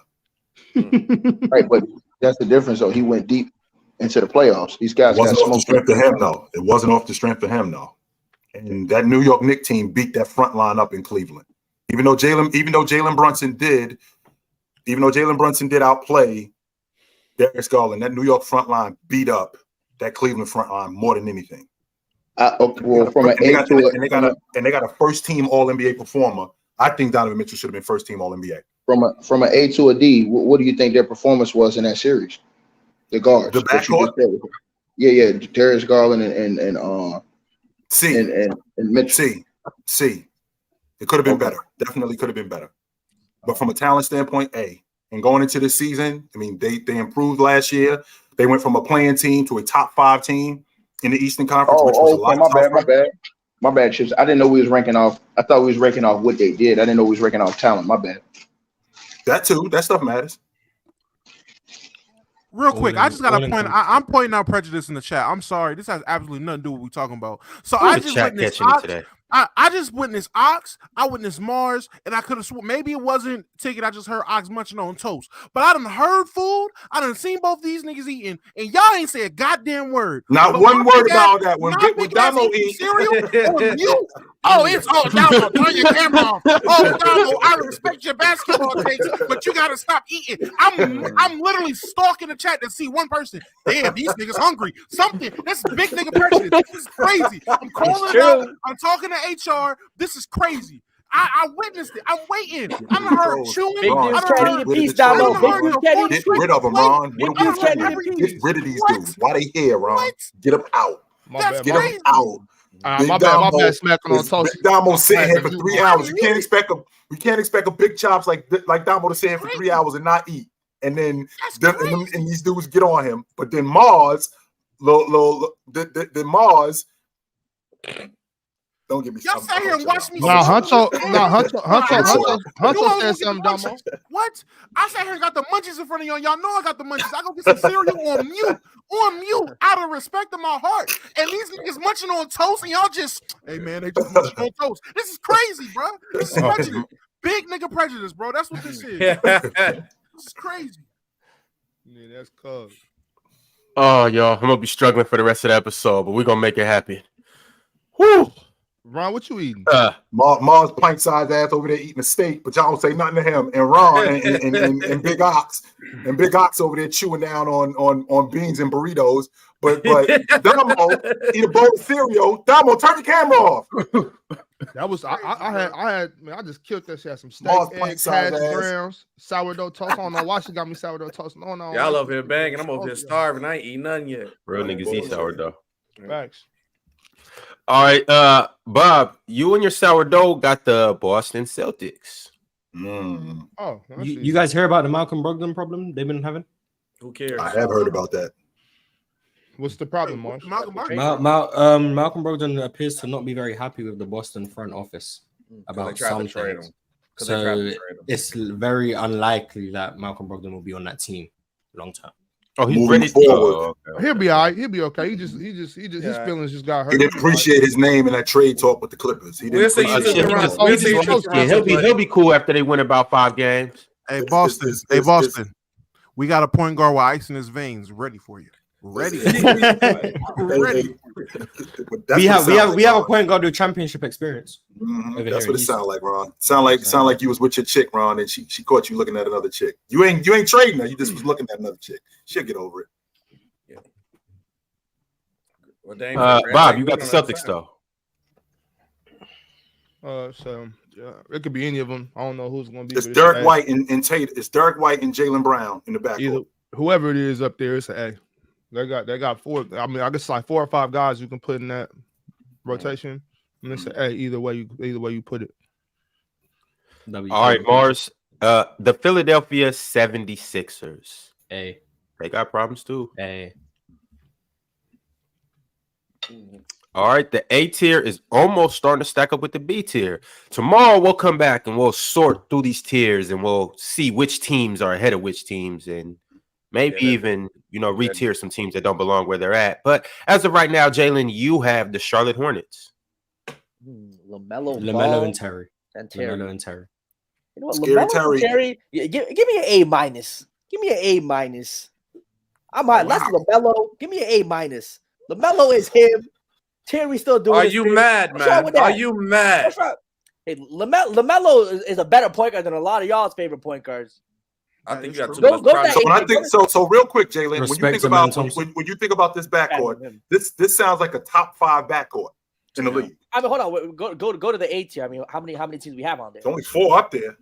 No, there's a few. There's a few. There's a few. I think there's a few. I think we have more. Yeah. Okay. Who are they? The worst one there? Are they the worst one? 1, 2, 3, 4, 5, 6, 7, 8. So it's 8 of them. Are they? Is that backcourt better than Philly? Wait, fellas. We'll get back to the Hornets tomorrow. We'll break the tiers down. We'll break the tiers down. We're just setting the table right now, y'all. Tomorrow we'll dig deeper into it. But the Hornets have made the A tier. Check them out. SB, it's on you, and you have. The Washington Wizards. Shall they maybe get a B?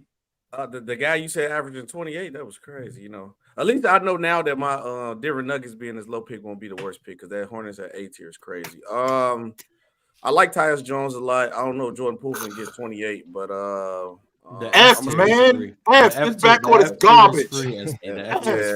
Yeah, okay, F tier. I was trying to be nice. That's crazy. Yeah, peer pressure, man. I was gonna put him in the D. It was really a D tier though. I personally think F's kind of harsh, but I said D technically. D. All right. D.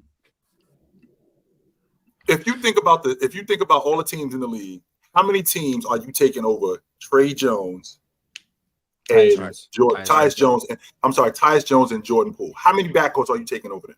29. That's an F. 28. That's an F. Baby. No, the Spurs backcourt. Maybe 28. Stay at F2. If the Spurs is at the D tier, you gotta say one thing to you, though, Chill. You have to say one thing to you respectfully. That backcourt has the best winning percentage out of all the other backcourts. It has one of the top 5 winning percentages out of all the other backcourts. This is the first year that Trae. This is the first year that Tyus Jones been a starter ticket. This is the first year. So he that winning percentage that he got, that's because he was a rotation guard. But no, Ja was out and he started a couple times and they didn't miss a beat with Ja being out with him. Well, they did miss a beat. One separate year. It was 2 separate years. Those are 2 different years. One year they were a 500 team. The other year they were pretty good. The year before, and that was the year before last. That wasn't last year. They was 500 last really year. Good. Last year they were 500 out Ja. Right. That don't matter at all. That winning percentage don't matter at all. Steph Curry ain't here. Ja ain't here.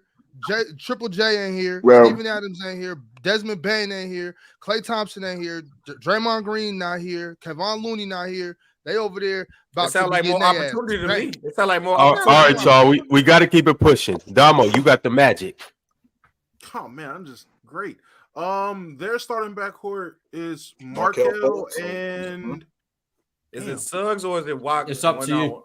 It's up to you. Oh, so it's up to me to put the backcourt. Yeah. Oh, so then, I'm getting nasty. I'm gonna go Anthony Black and Markel as a starting backcourt, and I think very highly. I say B. But you couldn't put a man in Jalen Green. Mm-hmm. Cool. Yeah. All right, Morris. It's crazy. Ticket. Lo and behold, you have the Miami Heat. This is an F. F minus. Jimmy and And Jimmy and Tyler Hero. Dame. No, Dame. Dame and Tyler. Oh No, Tyler Jimmy and Tyler Hero. Yeah, Dame. Yeah, Tyler Hero gonna be gone. That's a newfound back. Right? Someone gonna pick up that phone. That phone or a drip? That's a strong. Am I right, Jimmy and Tyler Hero? It's up to you who you put in the backcourt. Yeah, How can I hear y'all? We can hear you, Chicken. Yeah, we can hear you. Can y'all hear me? Yeah, we Yeah, hear we you. can hear you. Yeah, we hear you. Oh, okay. Yeah, my bad.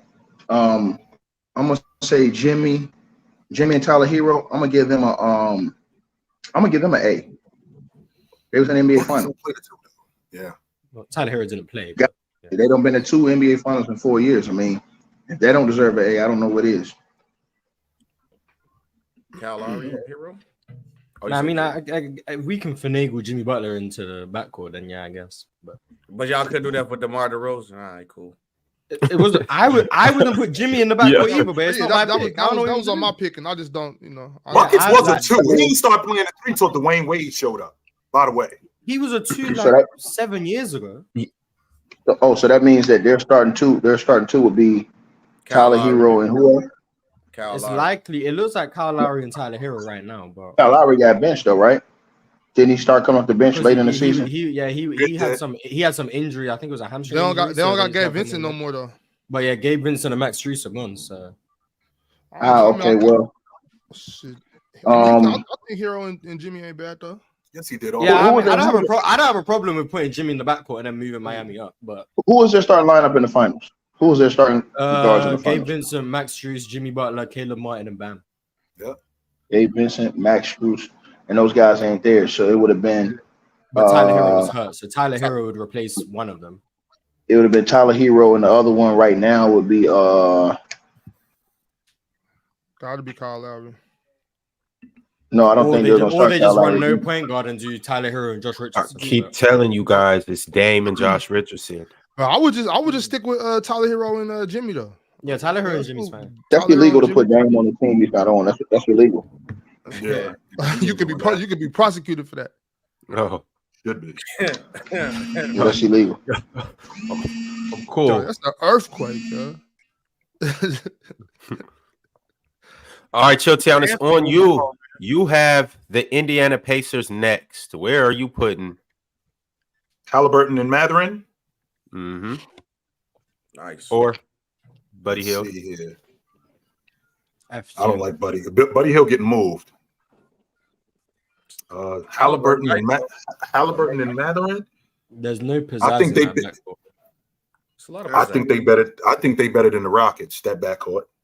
I put them right there above them if you B tier. Yes, I think they better than the Rockets. All right, cool. We'll put them right there. How many playoff series that back? Right above them Rockets. Mm-hmm.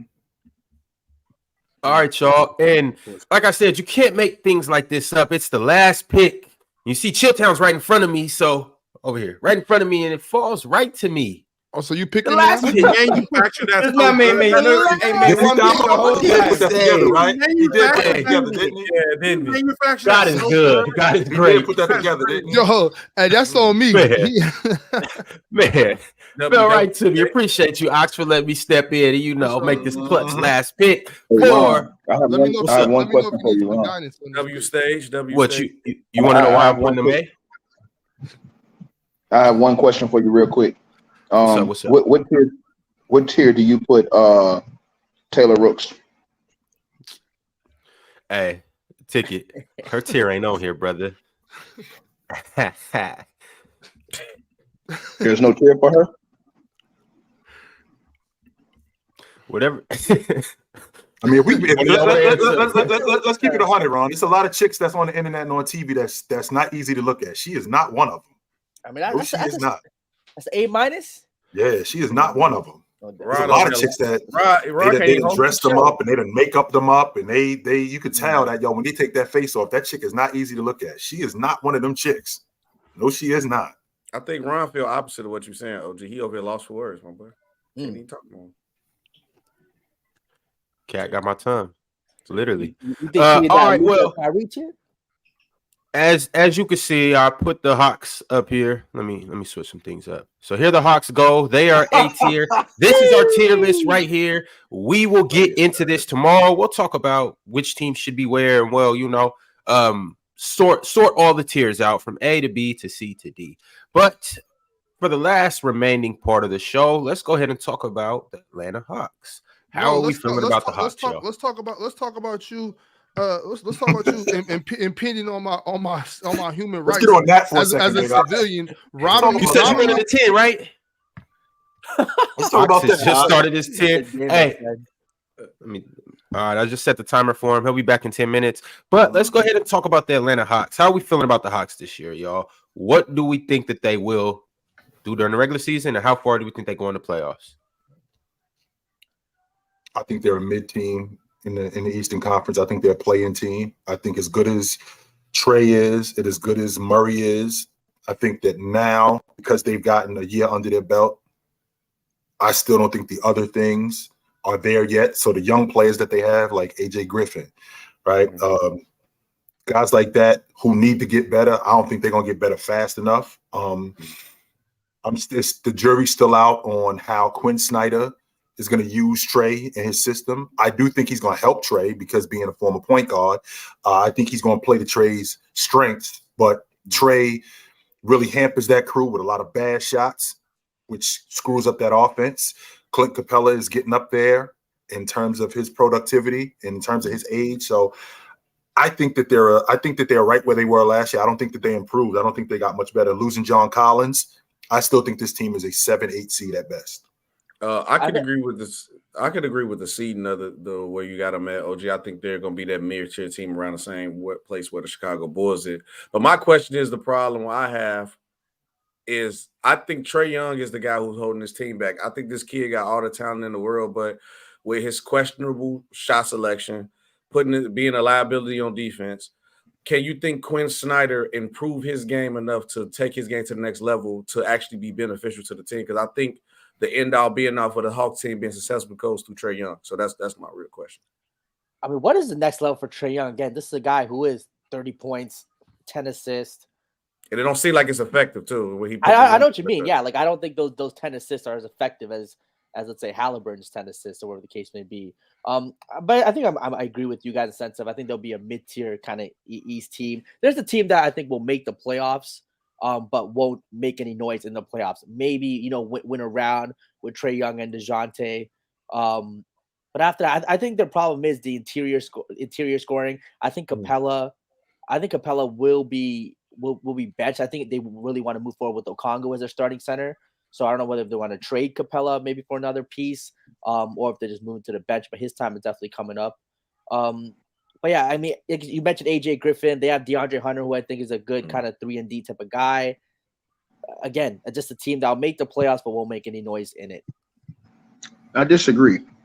I think that you're looking at that kind of in the wrong way.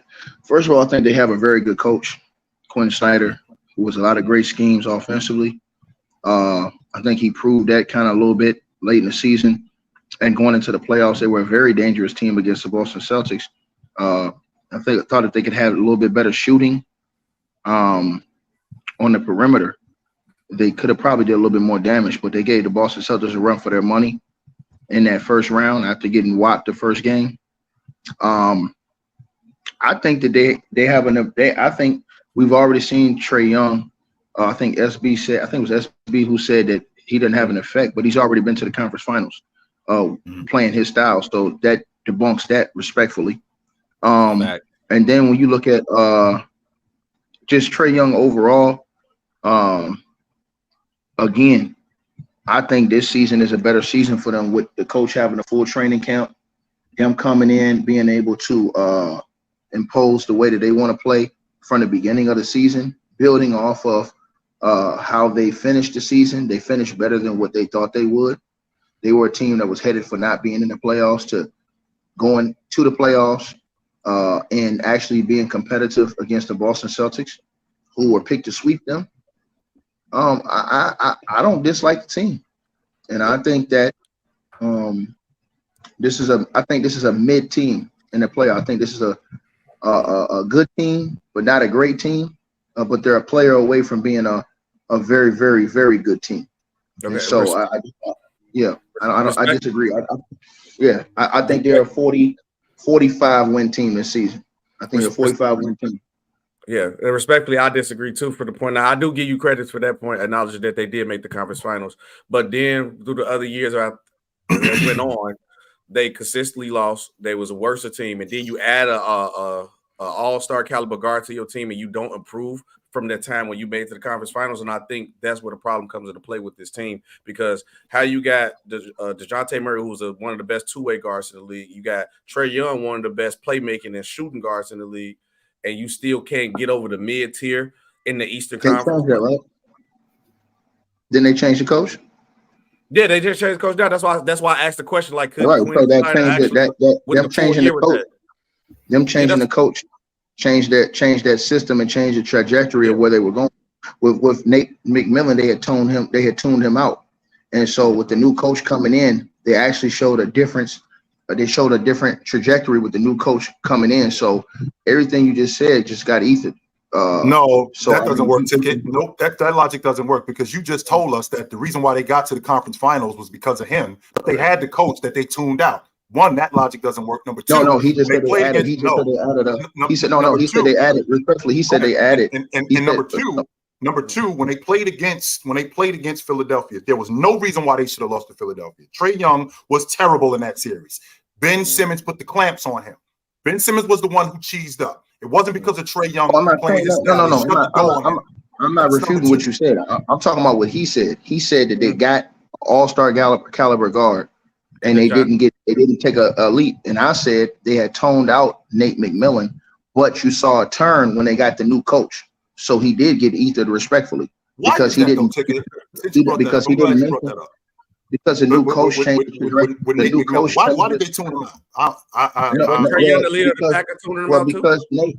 Because Nate McMillan is old school, and he required the player to do things the way he wanted to do. And when Trae Young didn't want to do it, and the coach wasn't going to back down, that caused a rift, and that caused a problem throughout the team. All I'm saying is that if we be honest, from the time that he came there to the very end of the season, I feel like that the new coach, overachieved. Nobody thought they were going to get to the playoffs, and nobody thought they were going to win a game against the Celtics. Everybody on this panel picked them to get swept, except for maybe Ron. I did. I ain't had them winning the game in that series. That's why the first thing I asked when I say I was like, with Quinn Stein, I'm probably now getting a full year with this team. Can he unlock Trae Young to get him back to that potential point? Because when we look through over the years, as I added, like, yes, they made the conference finals. Then after they made the conference finals, they have done nothing. Then they added a player to make the team better, and they still looked around the same pack. So now you got to look within what is the problem? Who is the head of pack? Who is the guy running the offense? Who's running the team? It's Trae Young. Everything with this Hawks team starts with Trae Young. So if you add pieces, ain't even have to change the coach, and you don't see no improvement, that's why I'm asking. Hold on, but that's why I disagree with you. I said we saw vast improvement. I proved it to you. When they got the new coach, they turned the season around from being a complete failure, and they got to the playoff. You saw improvement instantly.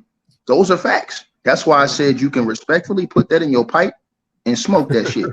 Which is kind of crazy too, Ticket, because the most it's crazy. Go ahead, I'm sorry. No. I'm going to say now respectfully put it in your pipe. You smoke it too, because you still said they're going to be a middle of a packed team. So you eat yourself. No, I'm saying in the playoffs. So no. I'm saying the playoffs. I'm saying in the playoffs. Season. It's the whole season. No. You're not hearing me. You can't tell me they better. It's still going to be the same team. Oh, no. You're not understanding. When I'm saying a middle of the pack playoff team, they're like a 4th, 5th seed, in my opinion. That's a middle of the pack playoff team. They're top 5 seed. Respectfully, are y'all both getting high together? Might be. I know he. Ron, I'm just putting out a fact that they factually got better with the new coach. He didn't have much time, and they factually played better basketball with the new coach. They were not expected to go to the playoffs. They fought their way out of the play-in, got to the playoffs. Everybody on here, except for maybe Ron and myself, said they were going to get swept, and they pushed it to 6. And almost you said 6 games. You said 6 games, Ticket. You did say that. So you have been a 5th seed this year, Ticket. 5th seed. I had them getting swept. I did. Right. I ain't have them winning one game. Yeah. I like the coach, man. I think the coach has proven that he has great schemes, and he can do a great job with talent. I think I like the coach. I like him a lot. I like him from his Missouri days. So, Tiki, you got the Hawks finish at the 5th seat this year. 5th. No play in the playoffs. Right, they're in the playoffs. Because I think they advanced past Brooklyn. I think that Philly takes a step back this year with all the stuff they got going on. Mm-hmm. I don't think the Celtics are as good as they're advertised to be this year. And I think that I'm thinking of the other team. I forgot the other team we just talked about. The playoff team, the Cleveland Cavaliers. Yeah, they're better than Orlando, and in my opinion, they're on the same level as the Cleveland Cavaliers. Wow, I put them on the same level as the Cleveland Cavaliers because I've seen the Cavaliers get shaken up, and I've seen them get done dirty against the Knicks. So if the Cavs haven't showed me that they deserve to be on a higher level tier because they got did dirtier by a worse team than what the Hawks did. Yeah, I was gonna come up here and cook today, but Ticket just said everything I was gonna say. So, Damo, would you like to speak on the Atlanta Hawks? I'm a big Trae Young believer, definitely a big DeJounte Murray believer. He's one of my favorite players in the league. I definitely think this Hawks team going into this year, the course of this year, is going to be one of the more exciting teams to watch. I think they're going to be a fun team to watch, but they're going to be mid, in my opinion. They might be a scrappy team, and I think last year in the playoffs were mainly about matchups, and I don't think the Cavaliers look how they looked, against every team in the East. I think the Knicks were a perfect combination of a team to bust their ass, and that's what happened. But I don't think the Hawks are on the same tier as the Cavs, as Ticket just said. But I mean, when I say mid, I feel like mid is a bitch. No, they're mid. They're mid. Yeah. Let me ask you a question, Damo. Damo, do you think that they could have beat the Celtics in the series? I'm talking about the Cavs. The Cavs, yes. Based off what you saw last year. Last year, going into the middle of last year, I was on my pod and in my Discord. No, I'm saying in the playoffs. I'm saying going into the playoffs, you think they could have beat the Celtics? I'm saying in the middle of that season, I was saying if the Cavaliers meet the Celtics, it's wraps for the Celtics. I thought the Cavs could take them out. Now, could I have been wrong? Absolutely, but I did believe in the Cavs to beat the Celtics. I think they're a better matchup. Yeah, I don't think they could have beat a healthy Celtics. I don't think they could have beat a healthy Bucks. They showed you they couldn't beat a healthy Knicks. I don't think they could have beat a healthy 76ers. I don't think that they were as good as advertised when we saw them in the playoffs. I think we saw a lot of flaws in them, and there was a lot of ways that you could take them out of the game and take them out of a series. And what was one of the ways you could take them out? Ticket. What was one of the ways you could take Cleveland out? What did the Knicks do? The physicality that they did with those two guards. That's it. Nothing else. No, but I'm saying that's something that's something every other team can focus on. They can focus on taking out those two guards, and Cleveland hasn't showed you that anybody else on that team can step up offensively and take over and carry a load if those two guys ain't going. But what I'm saying with the Hawks is the Hawks are similar.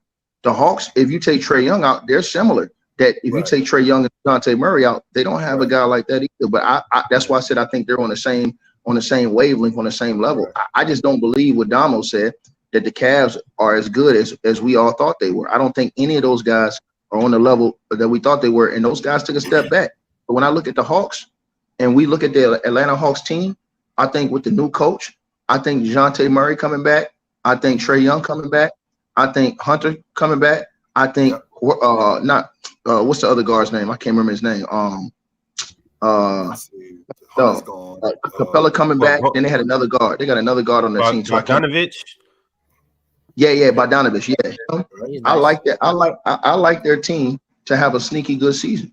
And so, like I said, man, at the end of the day, I only see three teams in the East that I can say legitimately is better than them, and that's Boston, Milwaukee, and maybe I'll say the Knicks. That's it. Those are the only every team in the first round. They got Patty Mills this offseason too. Who got Patty Mills? No, I'm just saying, Damo. I don't think you can legitimately say that the Brooklyn Nets are better than them. I don't think you can legitimately say that the Toronto Raptors are better than them. The Cavaliers would have went out in the first round to every other team in the East in the first round, outside of the Knicks. I mean, I can say a healthy Bucks. I'll give you a healthy Bucks. I'll give you a healthy Bucks. I'll give you a healthy Sixers. A healthy Sixers and a healthy Bucks. I'll give you those. The Celtics, I think they can compete or even beat the Celtics. And every other team outside of the Knicks, which was just a bad matchup, they exploited their weakness. So we've seen that. I give you the Knicks. Outside of that, I don't see every other team in the East that made it in the first round that they can match up with doing the same thing the Knicks did. Every other team ain't the Knicks. I'm gonna say this. I do. What's your my bad? We could also go into a bunch of different things, but what happened between the Knicks and the Cavs was one thing and one thing only. They got pushed around. And I think that a year of maturity, I think that that's going to change. And I don't think you're going to see the same Cavs team. I don't think you're going to see the same Cavs team. So when you say that the Atlanta Hawks and the Cavs are similar, you basing that off what you saw in the playoffs last year because they got pushed around. Not because of their games, how good they are. Because again, we're talking about a guy in Donovan Mitchell who is the oldest on this young crew. Nobody on that crew besides him and that starting five was over 25 years old. So we got a bunch of kids who this was the first time that they've been in the playoffs. They got pushed around. I think we're gonna see a different Cavs team in terms of physicality. And I think once you shore that up, I think you're looking at a top 3 seed in the East. I would not put Atlanta and Cleveland in the same category. No, I would not. Well, listen, I'm gonna say this to you. You just said everything you just said. There are teams that can do the same thing. Miami can get physical and bully them the same way that they done all the other teams. The Brooklyn Nets have the guards to get physical and bully them the same way they was doing Philly in the first round last year. Also, the Boston Celtics have the guard play to get physical with them and play good defense against them with Tatum and those boys. So it's more than one way to skin a cat. It's a lot of teams in the Eastern Conference that can simulate what the Knicks did and are better offensively. So I totally disagree with what you said because we saw what the Celtics did to KD before he left the Eastern Conference. So if you don't think that they can do that to Donovan Mitchell or to old boy, I disagree. I'm just saying that I think that the Atlanta Hawks are on the same level as the Cavs, and I'm just going off of what I've seen because, again, Atlanta, they were supposed to have gotten swept by Boston, and they really made it a good series. The Cavs got completely annihilated and manhandled. They lost in 6 games, I think. By the New York Knicks. And the New York Knicks' style, the way that they played against them, can be duplicated by 5 teams in the East. And I just told you, Miami can be physical. Brooklyn can be physical and do it. The Bucks can be physical and do it. The Bucks can be physical and do it. The Celtics can be physical and do it. And they're all better offensively than the Knicks. But it seems like everything you're going off with my fault, OG. It seems like everything you're just going off just off the playoffs. Because if you look at what the Cavaliers did during the regular season, everybody on the Devin Booker bandwagon because of the series that he had in the playoffs. Well, let me see what happened. What's more important, the regular season or the playoffs? Everything matters. But playoffs. I just want to ask you a question. With all due respect, what's more important, the regular season or the playoffs? Playoffs for sure. No, I'm saying the regular season or the playoffs. What's more important to you? Playoffs for sure. Playoffs for sure. Okay, well, then you answered your own question. You're done. But that logic being said, you're not understanding the matchups and the assignments that are going on through in the series. You have a whole 7-game series to prepare a game plan for certain teams. You got to add things to concept with the regular season where, like, you had Donovan Mitchell, who was clearly the best shooting guard in the league during the regular season. Now, everybody want to give Devin Booker the title just off the series he had. Then you also had Evan Mobley, one of the best defenders and one of the best young players in the league. This Cavs team was rolling off of 1 year of putting this team together with Donovan Mitchell, but that changed the whole dynamic. Now they go to one series with Tom Thibodeau, who's known as a physical coach, a heavy defensive-minded coach with a different personnel and wings to actually defend and guard that Cavaliers guard rotation that made a difference. You can't necessarily say everybody can do that. Miami Heat do not have the defensive people to get that job done. So how do they get to the finals? Hold on. How did they get to the finals 2 out of the last 4 years? They don't have the same team. They don't have the same team. Well, hold on 1 second. I'm asking you, but they have the core guys. I'm asking you, how did they get to the conference finals 3 out of the last 4 years when they had multiple injuries to their guard play? Then when you look at the Brooklyn Nets have one of the top wing defenders in the world in Mikal Bridges, right? So they can be very physical on the perimeter. And then the Bucks, that was an outline of what we saw with Drew Holiday. We normally see Drew Holiday playing at a better defensive level. And so they have Drew Holiday, Giannis, and the rest of those boys. And then when you go look at another team in the Boston Celtics are showing you they can get physical defensively and take certain guys out of series when they wanted to. They did it to Kevin Durant 2 or 3 years ago. Right. So yes, there are a multitude of teams that can present the same type of physicality problems and targeting with those 2 guys than just that one team, that the New York Knicks. My whole point was that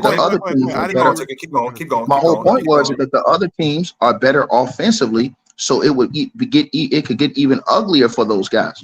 My point to you guys was only this, is that the Atlanta Hawks showed us that not only could they deal with the physicality of the Boston Celtics, but they could dish it back.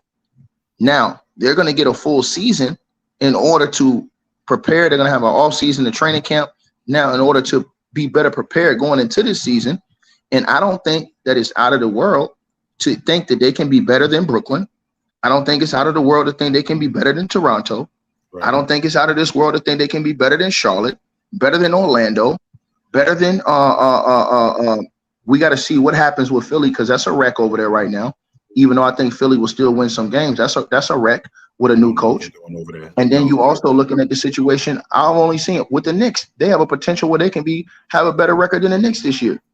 I believe that. I think I got a question for you. So if the Cavaliers and Atlanta play in a series, you'll take the Atlanta? Yes, I would take the Atlanta for two reasons.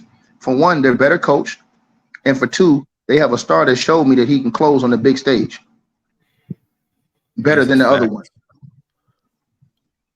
That's a fact.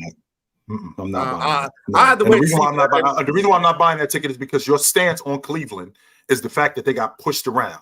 How much that affects me offensively when I get pushed around. They had a guy on their team last year that averaged 28 a game.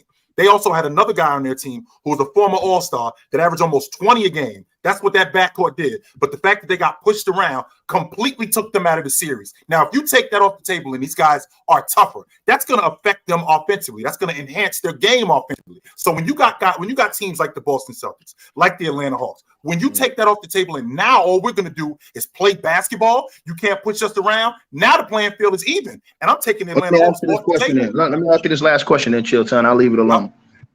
Sir, would you pick them to beat the Celtics in a 7-game series? I think the Celtics the best team in the East. Would you pick them to beat the Bucks in a 7-game series healthy? No, because I got Cleveland as a top 3 seed. Okay, all right. So let's keep going then. That's 2 down, some more to go. Would you pick them to beat the Philadelphia 76ers at full strength in a 7-game series? Yes. Full strength, you would pick them to beat Philly in a 7-game series? Yes. Okay. Would you pick them this year to come back and beat the Knicks in a 7-game series? Yes. After what you saw last year, you would come back and pick them this year to beat them? Absolutely. Yes. All they got was pushed around last year. That was it. We got to get tougher. It has nothing to do with our game. We got to get tougher. We got punched in the face. All right. That was it. No problem, home. Now, I'll tell you this ticket. Real quick, Ron. I'll tell you this ticket. If I'm wrong, I'll come back here and say, Ticket, you was right about these dudes. They're a bunch of chumps. I think we'll be here about 7 months. If the Hawks make the top 5, I wear an Atlanta shirt with saying Ticket is right on it if the Atlanta make a top 5 seat on the panel. Well, if you look at the conference, Ron can name the teams right now. It's right there for Atlanta to be top 5 in the East. I mean, if you look at it, if you're going to say the Bucks, the Celtics, Philly, the Knicks, the Hawks right there. And then everybody else rounds off. That's not impossible. That's not something that's outrageous. You're saying that they can't be a top 5 seed? No, I said if they Ticket said I said if they make a top 5 seed, but basically you saying like I don't believe that they'll be a top 5 seed. If they can be a top 5 seed, that's crazy, and I'll wear a shirt. You don't think that they can at least be the 5 seed? I know. Not for what I said last year with the second half with Quincy. I don't know, but I'm gonna wait to see though. Hey, you don't have to wait. I just got a little wager for you. You don't gotta wait. You could put some jack on it. Major, just put some like jack 50. On it. We can just put 50 on it. I told you, I don't bet money don't hurt. We gotta bet entertainment purposes. We are entertainers, so let's bet some entertainment that hurt you more. See, I'm not finna be dancing and singing and wearing costumes. So I'm cool. If you got 50 on it, cool. If not, then 50 ain't gonna hurt you. I told you so. Eat coleslaw on stream or something, or something like that. Or wear SB was right shirt. Coleslaw. SB, what's wrong with coleslaw? Yeah, what's wrong with coleslaw? I think coleslaw can be good. I'm not gonna eat no fancy mayonnaise. I'm cool. I'll pass on that. All right, y'all. Got super chat, so I'm gonna go ahead and run these down. Appreciate everybody that has sent through a super chat. I want to honor you guys as super chats. So let's go ahead and get into these. Early Cofield. He's not greatest, but he's early. He said, I would love to come up here and cook most of y'all. Come up here then. Get with Ron. You see Ron's tag. Get with him. He will send you the link. Come through, B. Real simple. Get with him. Come through. We know what happens though. Most of y'all come up here and get lost and confused. And it don't end up so well. We'll just pull up the open gym that's happening right after this. Yeah. Pull up the open gym right after this. They don't pull up the open gym either. Toxic Key said Dame is closer to Kyrie than he is to Curry. I mean, Kyrie is closer to Dame. I guess. Well, none of them are close to Steph, so yeah. Sure. No. Cool. Yeah. Dave M with the back-to-back super chats, back-to-back days, and said Firecast. Showing love. Yeah, it's okay. Thanks, brother. It's okay. Appreciate you, Dave. Because of you, Mars. That's why it's okay. Because of you. It's all right. You got a scumbag. It don't matter why it's okay. It just matters that it's okay, man. It's okay. Got a scumbag up there. That's why. Huncho, greatest, young fear, almighty. It's all right. Any of y'all can get this work. Anybody can get this work. Jalen, are you going to be on open gym? I'm just a little bit of food first. I'll pull up. Yeah. Why you waiting? You should have ate during the show. Like everybody like Damo did.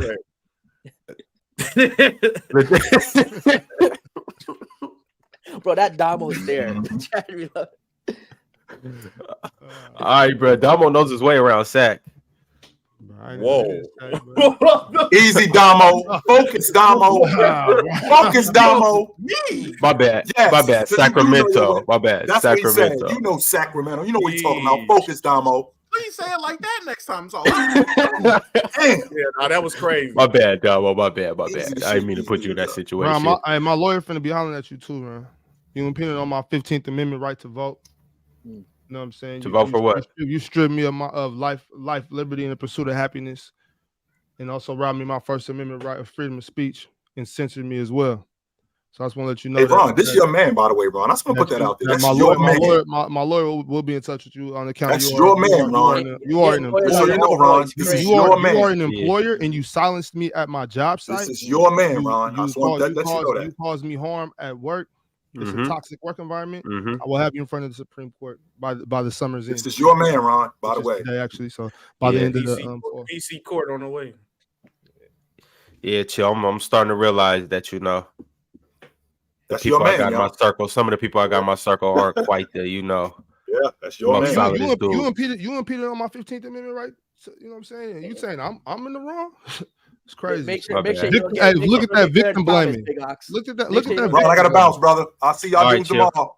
Yeah. I'll get with you later, Ron. Make sure you don't get Clarence Thomas as your judge, Big Ox. You in trouble. I'm gonna say if y'all was ever do a PC court, who do you think would be the best judge for y'all? Who'd be fair and funny though? It gotta be entertaining. Mars, definitely Mars.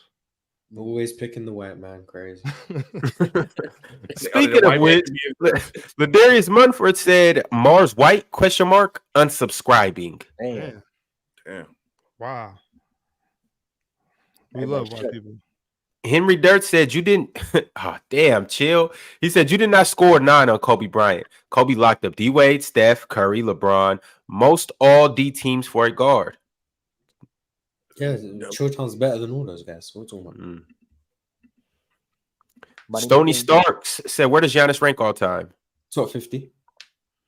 Top 25. Hell no. Top 50. Top 15. Guns Go Pew Pew said Stockton is the only player to have multiple 1K assist season and 7 of 9 all time. So much disrespect. Stat merchant nerd, whatever. Yeah. Yeah, he might be. He's probably the best at getting assists. Oh. Y8MS said greatest is a walking L. Bold of you to assume he walks. Could be in a wheelchair. Then Y8MS said Jermaine, you cooking right now, man. Creamtown Elite. Eddie Wilson said, no way Mars may ticket leave. Again? When that happened? Nah, not today. I don't think so. Yeah. Cobra, son of Raditz, said, I'll never forget the time Mars called Muhammad Ali and Mike Tyson overrated. Shit was crazy. Stands on both takes. Y'all want to see that? Yeah. For those who haven't seen it, I'll play it for you guys. at the start of next episode. Be sure to pull up on time, and I got you guys. I still stand on both takes. I understand Rosa Parks is overrated. I don't take nothing. Mike Tyson is overrated because the lack of longevity is apparent. I was gonna say the longevity thing. Yeah, the peak wise, I don't argue as Mike Tyson. Yeah. And Muhammad Ali is overrated as a boxer because of everything he stood for, which I still will never say he was overrated for. But to call him the greatest of all time, clearly, based on solely boxing, I think that's what makes him overrated. I think everything he did is what makes him great, all time. Even in the boxing, if you do it simply just boxing, you can call him the greatest. But I like is no conversation. Oh no, it's a conversation. Yeah. That's all I'm saying, and I stand on both those takes. It's Floyd Mayweather Jr. That's the greatest. Sugar Ray. And if you disagree, I'd love to hear why. But I genuinely believe both of those takes. We got to keep it pushing, y'all. But we'll talk more about this soon. That's Dave Jets 2024 champs. Damn. Feel bad for you, Dave. But he said, talk to this man, chill. Might want to change that name. Early Cofield said, chill a hoe. Now invite me up. Chill out, man. Chill out, let people can see that. God damn. Oh, damn. Yo, Early. If you want to come through, hit me up. But you got to keep that same energy when you get up here. Yeah, SK 2001. Being all nice after that. SK 2001 said, greatest the GOAT. Dementia. The GOAT dementia patient. Ooh, I don't know. Showtime might have him beat. Damn. White MS said 70 for that whack trim. Please seek help. Wait till you see that fresh fade coming next Bruno week, Mars. We're gonna show you. We're gonna show you. Chat's undefeated, bro. Yeah. Fun 6000. This is the super chat that Damo referred to. He said BI not worth a third pick in the draft. Bro, if Scoot ends up as good BI as was a number 2 pick. So I mean, what are we talking about though? BI is a 25 a game scorer. If Scoot ends up that, what does BI on the Portland Trail Blazers do? What for them? Make them a second round playoff team? Wins the chip. Alrighty. I'm not sure what it does for him, but it definitely makes them better though. That's all I know. Like I don't know where they're selling it. I don't know what they do, but I know that makes them better. I guess the 3 hours getting to y'all brain right now. Making the playoffs. And I got another 2. Wait a second, SB. How does that not make them better? I mean, it's because of Fluent coming in with these the top 10 white, you know what I'm saying, catchphrases. SB, all righty or all whitey? Which one? All whitey. All right, so SB, how does that not make them a better team? But the point Dame wants to stay, he wants to compete for a championship. So it's not competing for a championship while you get mortgaging your future for Brandon Ingram. If Dame wants to compete for a championship, tell him to go to France. The Bulls. There you go. Yo. Francis. He needs to go follow Kimba. It's crazy. Yeah, that's crazy. Kemba's in Monaco, right? What about he goes to Milwaukee? With Monaco's in the EuroLeague. Dame won't win the EuroLeague, so just tell him to play in the French league. It's crazy that Kemba seems like he's trash. Like Kemba not even like bad. Dame in Milwaukee, they can win a chip. All right, y'all. Admiral Kuzan said, I know y'all hate hypotheticals, but what do y'all think would have happened if Jimmy teamed up with Kawhi instead of going to Miami? They would have been injured every postseason and lost.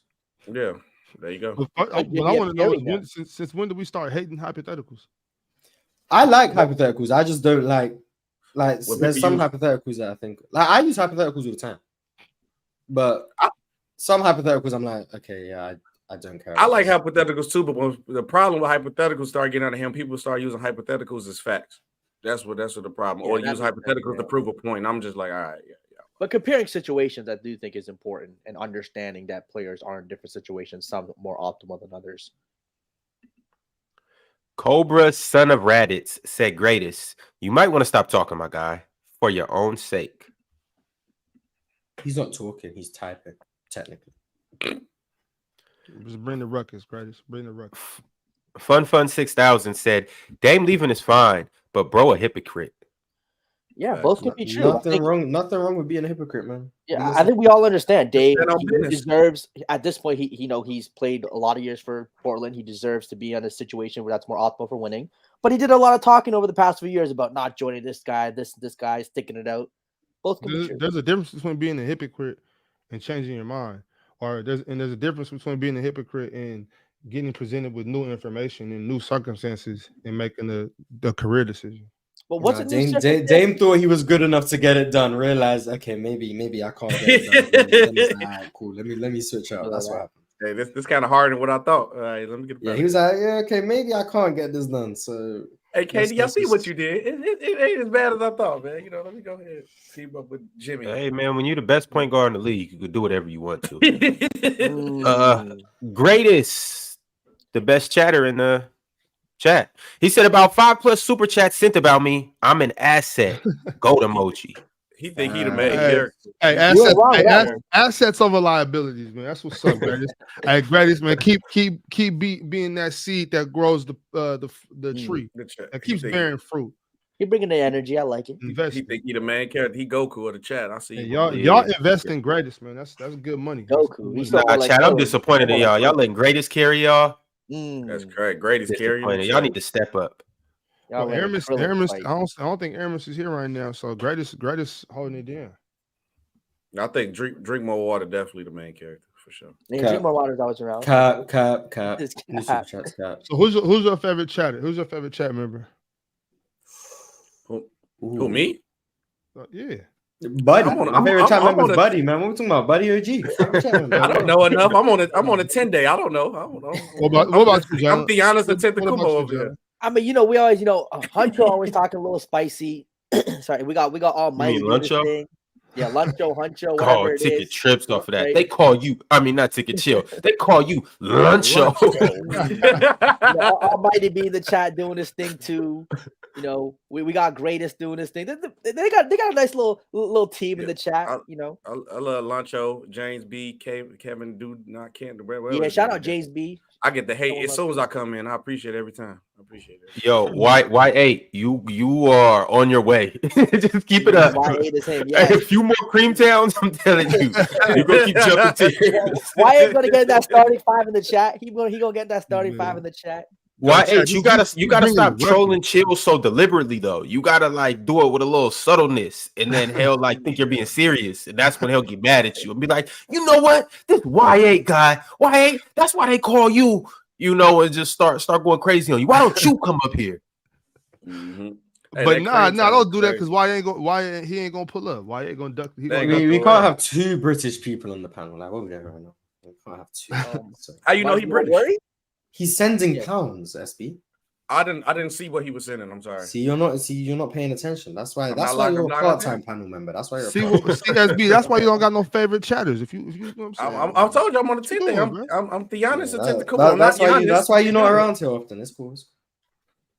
Brax said Greatest and Henry may be the most hated motherfuckers in the PC verse. Oh, Henry's like bottom tier chatters right now. I ain't gonna lie. Oh, damn. Henry might be the Killian Hayes of the chat. Killian Hayes of the chat, up, man. You gotta step it up out here. Hey. Almighty Lambo, not a super chat, but he's stating the fact that Henry stay getting cooked. Feel bad for you, Henry. Big two-way contract, SB. Yes, sir. Y8MS with another super chat said, I'm in uni right now. I'll pull up if I have time. Oh, education, man. Oh, education. Get that degree. 9K a year for some nonsense. Hey, but teach their own, man. Yes, Fun 6000 said, ticket right now. Ticket right. Look at the Snyder Redskins. Some of the Washington Commanders. Football. No. I think so. The Tribe One said it doesn't say Dame can't ask out of his contract either. Otherwise, this wouldn't be happening. It's a two-way street. Stop capping for billionaires. That's what I'm talking about. Capping for billionaires is unhealthy. It's weird. Respect the billionaires, man. I stand with you, billionaires. Cam with the super chat said, were the 2022 Lakers the most unlikable team of all time? Laker fans, LeBron fans, and Russ fans all came together under the same team. It's the KD Warriors by far. Yeah. By far, it's the KD Warriors. Keeping it pushing, Eddie Williams said, all right, I'm tired of this Hawks series against the Celtics glaze. The reason it went to 6 was because Boston literally choked the end of game 5. It doesn't, I mean, Atlanta still won the game. I mean, so. Yeah. They still win 6. Congratulations. Shots. Exactly. Why is that the go-to when people try to discredit another team's like win? Oh, well, they just choked. That's the only reason you won. That okay? If you choke, that shows that you sorry. Like you weak. Only you know what I'm saying. Like weak niggas choke. Alan R said, "Don't want D-Lo, Damo. Can't scam known scammers, man." Damn. D-Lo's a number 2 pick in the draft. Ohio State was. Speaking of number 2, Kelly Thompson II said, Trae top 15, 28 and 10 on 46, 38, 90 shooting splits. Definitely is no worse than Dame now. Top 8 offense every year. Playoffs last 3 years. Just turned 25, 26 and 10 on okay splits at his worst. He definitely wasn't 46, 38, 90 last year, but I'm assuming that's what his best season was. No, he's projecting next year. 28 and 10 on 40. Yeah, maybe. I don't know, maybe. I'm higher on Trae than most people, though. But it says, early Cofield wants to know, what do I hit Ron? How do I hit Ron? Or what do I hit Instagram, right? Instagram? Nah, if you want to hit Ron with something, hit him with a bet. Oh, nice. W. Oh, okay. Well, it's violence. Yeah. I'll see you in court, Kieran. You gonna clip that? Hey, Eddie, hit me right here. Hit me on the gram right here. I'll get back to you, and we'll see about getting you up here so you can get the chill smoke that you desperately want. Eddie, he's not gonna get back to you. Ask Sebastian. Yo, this has been a fun show. See y'all later. Hey, open gym next. Y'all pull up.